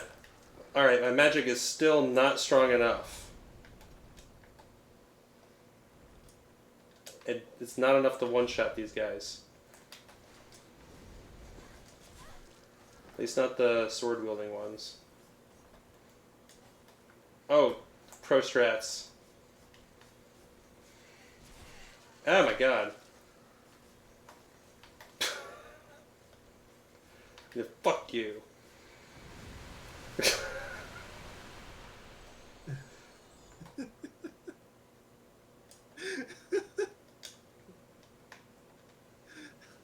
Oh my god, all these garbage items taking up my inventory slots. Alright, got some golden guys.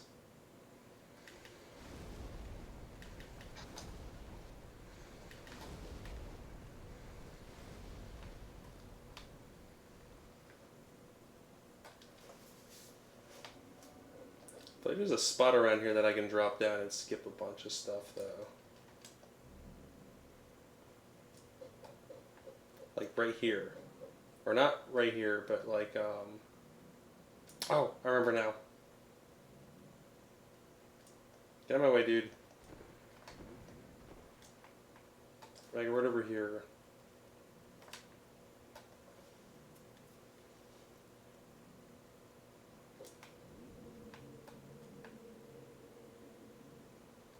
It's like right there. I don't remember. Fuck it. Oh, I can't quite kill these guys either.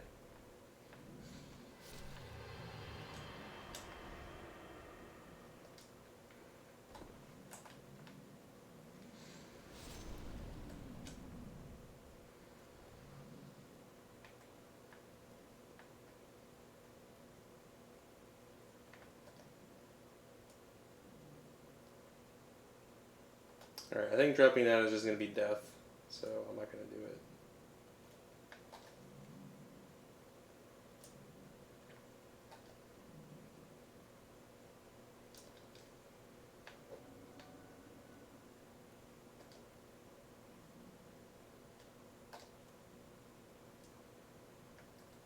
But how much more do you think you can stomach, Kevin? Apparently, we're making a late dinner over here, and my stomach has been rumbling for a while. Alright. I'll probably call it after I kill the blind guy. Okay. But I think I kind of like pointed out the my list of pros and cons with this game. Overall, I enjoy it a lot, as I do all of the Souls games. I just feel You got like pretty far in it tonight. Like, are you considering finishing it? maybe. I mean, there's not that much more for the actual story. Like you, well, actually, no, that's not true. You do have to kill every demon, like at the end of every zone, to beat the game. There are actually 0 optional bosses in this game. Every boss is mandatory. That was only a Dark Souls and subsequent game thing. But I think Bloodborne having the fewest required bosses.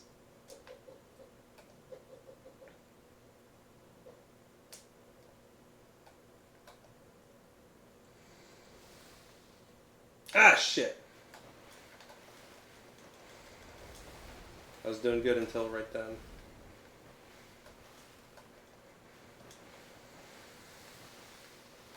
Oh, how do I get back up? Oh, here we go. Oh my god, I've been talking about like this game being so freaking dark, but this area is so bright. That's like the opposite. Like where it's so dark I can't see things, but here it's so bright I can't see things. Did you turn your brightness back down on your TV? No, I've left it where it is. It's like worse. Alright, here we go. Blind guy. This is where being like spirit and like thief ring and shit and like other stuff can actually be beneficial. This guy's, I like his whole gimmick. You just gotta be really careful. Physical build, rocking a, what is it, the white bow is really good. Otherwise, you just want to be at a distance because this guy, fighting him up close, pain in the ass. At least I had a hard time when I tried it.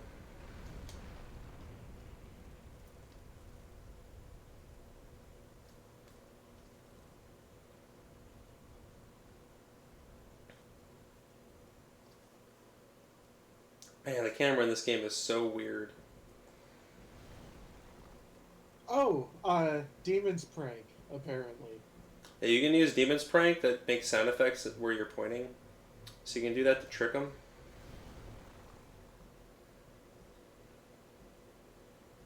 Also just doing like what I'm doing right here where I'm just kind of walking. Oh no, my battery's getting low. Oh no! I wonder if that message, oh that message did pop up. Oh no, I just got it.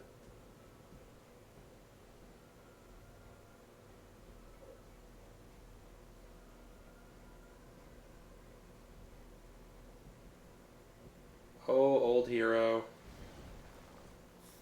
He's doing his best. I wonder if he has a set path or if he's like actually kind of like listening in some way. And once I cast my spells, he knows where I'm at. I think he's gonna rush right over to where I last was at.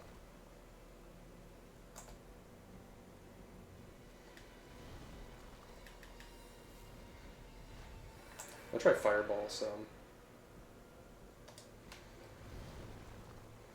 Whoa, shit. Calm down, old hero.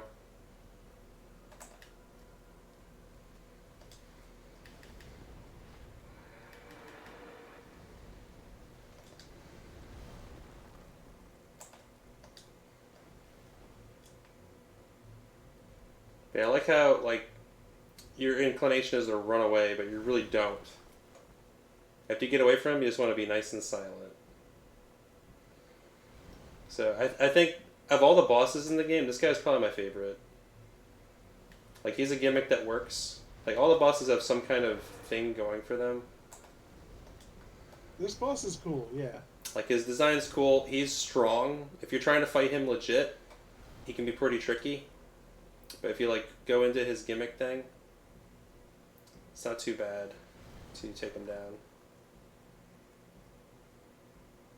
And I want to say this zone has some of the more high HP enemies, but I like how you can kind of circumvent certain aspects of them. Like the final boss of this area, any character build can take the boss down because they give you the item necessary to beat it. Yeah. Though, I will note, on New Game Plus, Storm King is kind of an asshole. Because you can't really do good damage anymore with the Sword of Storms. Alright, let's just end it. Or do you want to end on Sword of King of Storms? It's up to you. Boss right here. It'll take like a couple minutes. Yeah. This guy's cool. He's this big, huge, flying manta ray dude.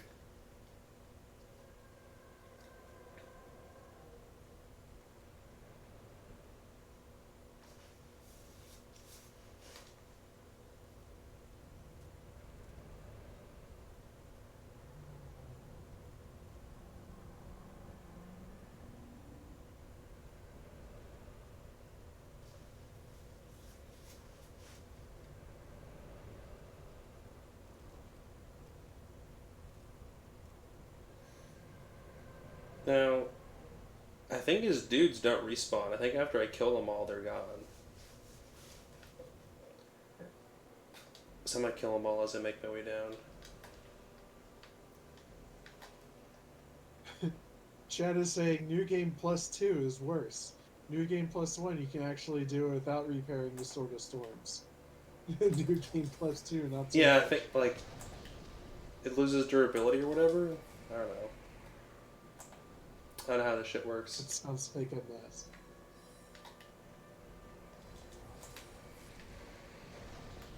Also, something rude in this boss arena.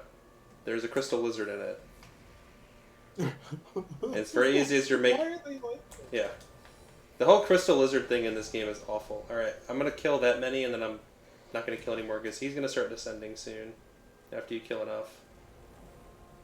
And I want to have the sword on hand. I'm curious if it's gonna wreck my...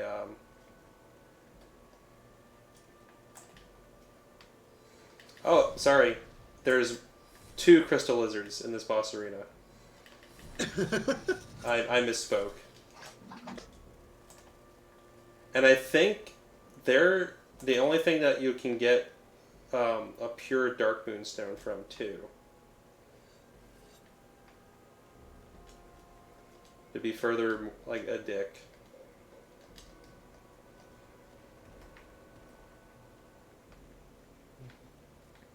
Alright, is he still just flying around?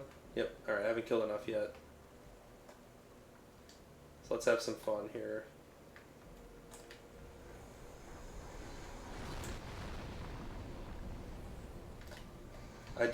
I like this, and it was cute having it show up again in Dark Souls 3, but man, it is curious too. You will just not let that game have any credit. Because it's references to another thing.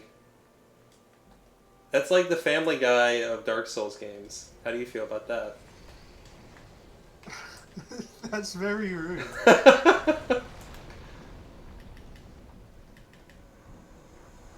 Your game is just references to other games, whereas its original ideas.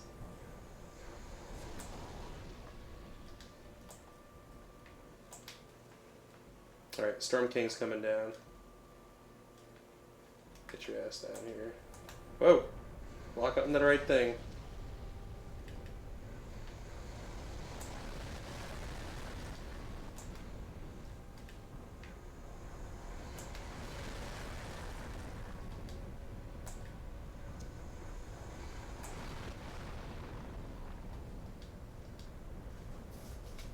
Man, that thing consumes a shitload of stamina. And I have none.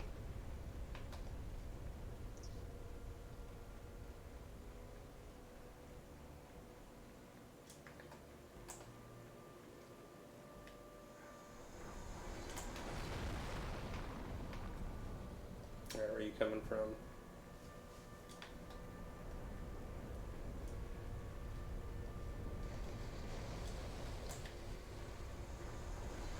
Now, if you do this optimally, I'm pretty sure on a new game I can get this guy in like 2 passes, maybe? I don't know.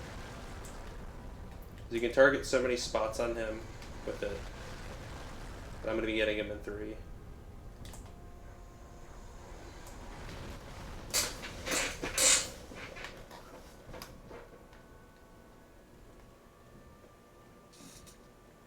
Oh, so I noted like the other bosses. I didn't note the Dungeon 5 boss, where it's like she was another hero who came down and then got like her. Whoa, shit!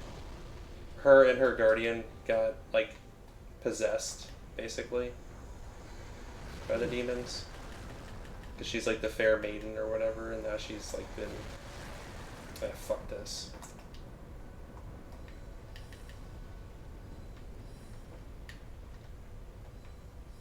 Damn it. I was trying to plink the last little bit with magic. Ah! Whoa! What was that? There's one more. You were almost Steve Irwin. Too soon, dude. Oh my god. Alright, we're done. That's an, Oh, that's an appropriate conclusion to the stream.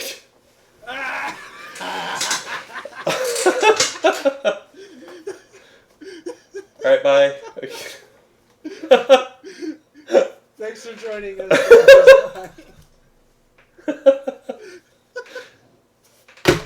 Dang it. Alright.